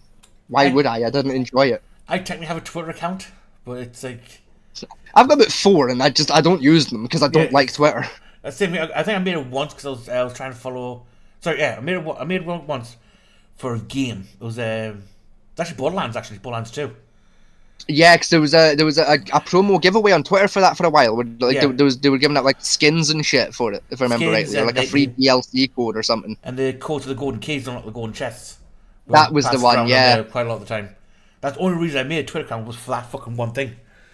To fill Gearbox for get them codes, and that was it. But nowadays, if I try to go for another PVG now, right? If they found fucking this channel, it would be fucked. Oh yeah. Fuck that with some Sundays. You know, there would be a massacre that interview now. The thing is, like, the thing that's fun though, right? I know they did find like some of my like my actual like social media that I use, right? I'll tell you how. There was one point in this PVG interview, right? Cause like my online name, right? Like the one I use outside of this show has like my actual last name still. I still use the same family name. Just so, like, family members know it's definitely me and not just some rando, right? And fucking believe me, it's caused some confusion in the family, but that's a whole other story, right? So I'm sat in this interview, right? And this fucking interviewer, like, he looks at me, right? He fucking points at his clipboard and he just goes, so if we found one of your relatives online, right, and we're a wee bit confused about them. I was like, right, okay. Fucking, where's this going, right? I'll use a different name for the sake of, like, privacy, right? They fucking pointed at this clipboard, right, and they went, Who's this fucking Sam, right? Who's this Sam O'Malley guy on here? Do you know how hard it was not to piss myself laughing? Because I like they said the name and I went, that's my fucking Facebook. Yeah. But I know for a fact I can't tell them that that's my Facebook because some of the shit I've posted on Facebook I will lose this PVG. I've posted some fucked memes on that Facebook, like that would be the case ender right there. Oh. I had to lie my ass off. I had to pretend I was like, oh, I know that if I remember rightly, right? That's my father's uncle's nephew, if I remember right, like remember it correctly, right? It's like, he's like a third cousin or something. He's a wee bit out there as a guy, right? He's a wee bit unusual, but he's kind of chill at the same time. Like I don't really know a lot about him, but he's kind of fun. I know he's related to me or something, right? Then the interviewer looked at me and he said this. He went, "Well, here's why we're confused, though, sir, right? We've looked into his name, right? We've run his name through every database we have, right? Criminal databases, birth, death, marriage database, everything we can. There's no fucking record of him ever existing." Oh fuck! They're onto me. Sure, that's unusual. Now, to be fair, if I remember it correctly, I'm sure Sam wasn't originally Sam. I'm sure he changed his name. I think he changed his name when he was about 16, 17. I can't remember what his original name. I think he might have changed his name, you know. And interviewer looked at me and went, "We'd still have record of him though if he did." Sure, that's weird, isn't it? I don't know what to tell you, pal. I'm at a loss at that one. I don't know what happened there, mate. That's weird. Just to avoid them knowing that I've got a crippling femboy addiction. That's mainly what I was trying to avoid, was them, like, because I feel like that would have outlawed the PVG right there, the femboy addiction. That would have raised a few eyebrows there, you know, like. Okay, the point I'm making of you is the fact is, we know how hard it is to pass one of those fucking things. And you've got to do some shit to get through that PVG. And we're relatively normal people. Well, that's a stretch, to be honest, but we know the system enough to where to dip and dive at. Yeah, like you know when to not necessarily lie, but more like stretch the truth a little bit to avoid questions. Now, given what he just said about here, your hobbies in the first 40 seconds of this, right? How the fuck he got past it, I do not know. The fact he even passed the fucking psych eval surprises me. I passed my psych evals by the skin of my fucking teeth. I'm quite good taking psych evals. This is the thing. Like the psych eval I got given, right? I shit you not. The only reason I passed that psych eval was because of 2 particular questions. Question 1, right? It wasn't actually the first question, but the first question that was dubious, right? This was the one that almost caused me the full fail on the psych eval. Do you currently or have you ever felt suicidal? Yes. Yeah. Didn't even think about it. Just plain instinct. Yeah, sometimes. Next question. Have those suicidal tendencies ever been so strong or compelling that you've considered actually doing it? No. Follow-up question. Why? I'm a pussy. Plain and simple. I'm a bit of a coward. The way I see it, death would be wonderful, but I ain't jumping. That's that'll hurt. No. I'd rather someone else shot me. When I did my I'm gonna shoot myself. My Q40 forms for me depression when I was going through psychology. The thingies. So the question is, have you ever completed suicide? Right? Now, one thing when you do martial arts training, right, is one thing you get taught is to envision your own death at some point. Yeah. In a fight, how you may die and how to avoid it. It's a natural part of what you go through. And that gets ingrained in your brain with everything you do in everyday life. So, let's say you walk into the traffic, if I start out here, that car's going to hit me. The idea is you don't walk out in the traffic. So, yeah, I always have to say yes, put a 1 for that question. And he always says, well, you plan on acting it? No. Just, no. But the thoughts I'm suicidal, but I'm not stupid. The thoughts exist because they exist. I think every human on the planet's completed their death at some point. Yeah, I feel like there's no such thing as a person on planet Earth that hasn't at least once gone, Ken Witt, see if I just died right now, life would be way fucking easier. See if I was a ghost, shit would be... you don't have to pay taxes when you're a ghost. Yeah, ghosts don't pay tax. There's not a death tax. Fuck this planet. The intrusive Everyone's thought about that once. I think the intrusive thoughts. If I jumped in that volcano now, what would it feel like? You know. See if I swallowed a lit Zippo, how quickly would that kill me? Everyone's thought about that. Everyone's looked at a Zippo and gone, see if I light that and then swallow it. How painful would that? Yeah. Would I explode? Would that ignite my stomach gas? Or the other one. Do people have stomach gas? And then you get on a rabbit hole and have to Google, does stomach acid produce a flammable gas? No. No. It would be cool if it did, but it doesn't.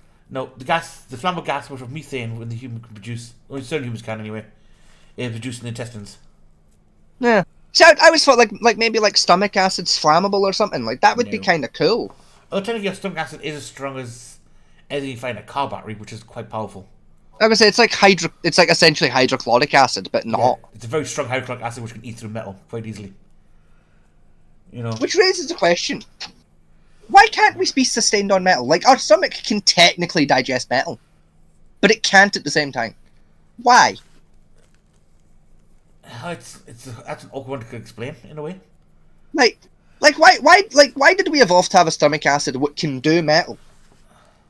But we didn't evolve the rest of the bits to do metal. Honestly, that doesn't make sense. Why? What happened there? Why? Because was there a point in our period where we were eating metal and then stopped? No. The reason why we have strong stomach acid in our bodies for is because of our diet as hominids. Consists of raw meat and bones. Still, it didn't have to be metal strong. It just had to be bone strong. It didn't have to evolve that hard. Well, the stomach acid is a pedestrian food, technically. What's there for is to kill bacteria. Yeah, but still, it didn't have to be kill metal strong. It just had to be kill Ebola strong. Yeah. Anyway, get back to our interview with this guy. What is a virtuous paedophile?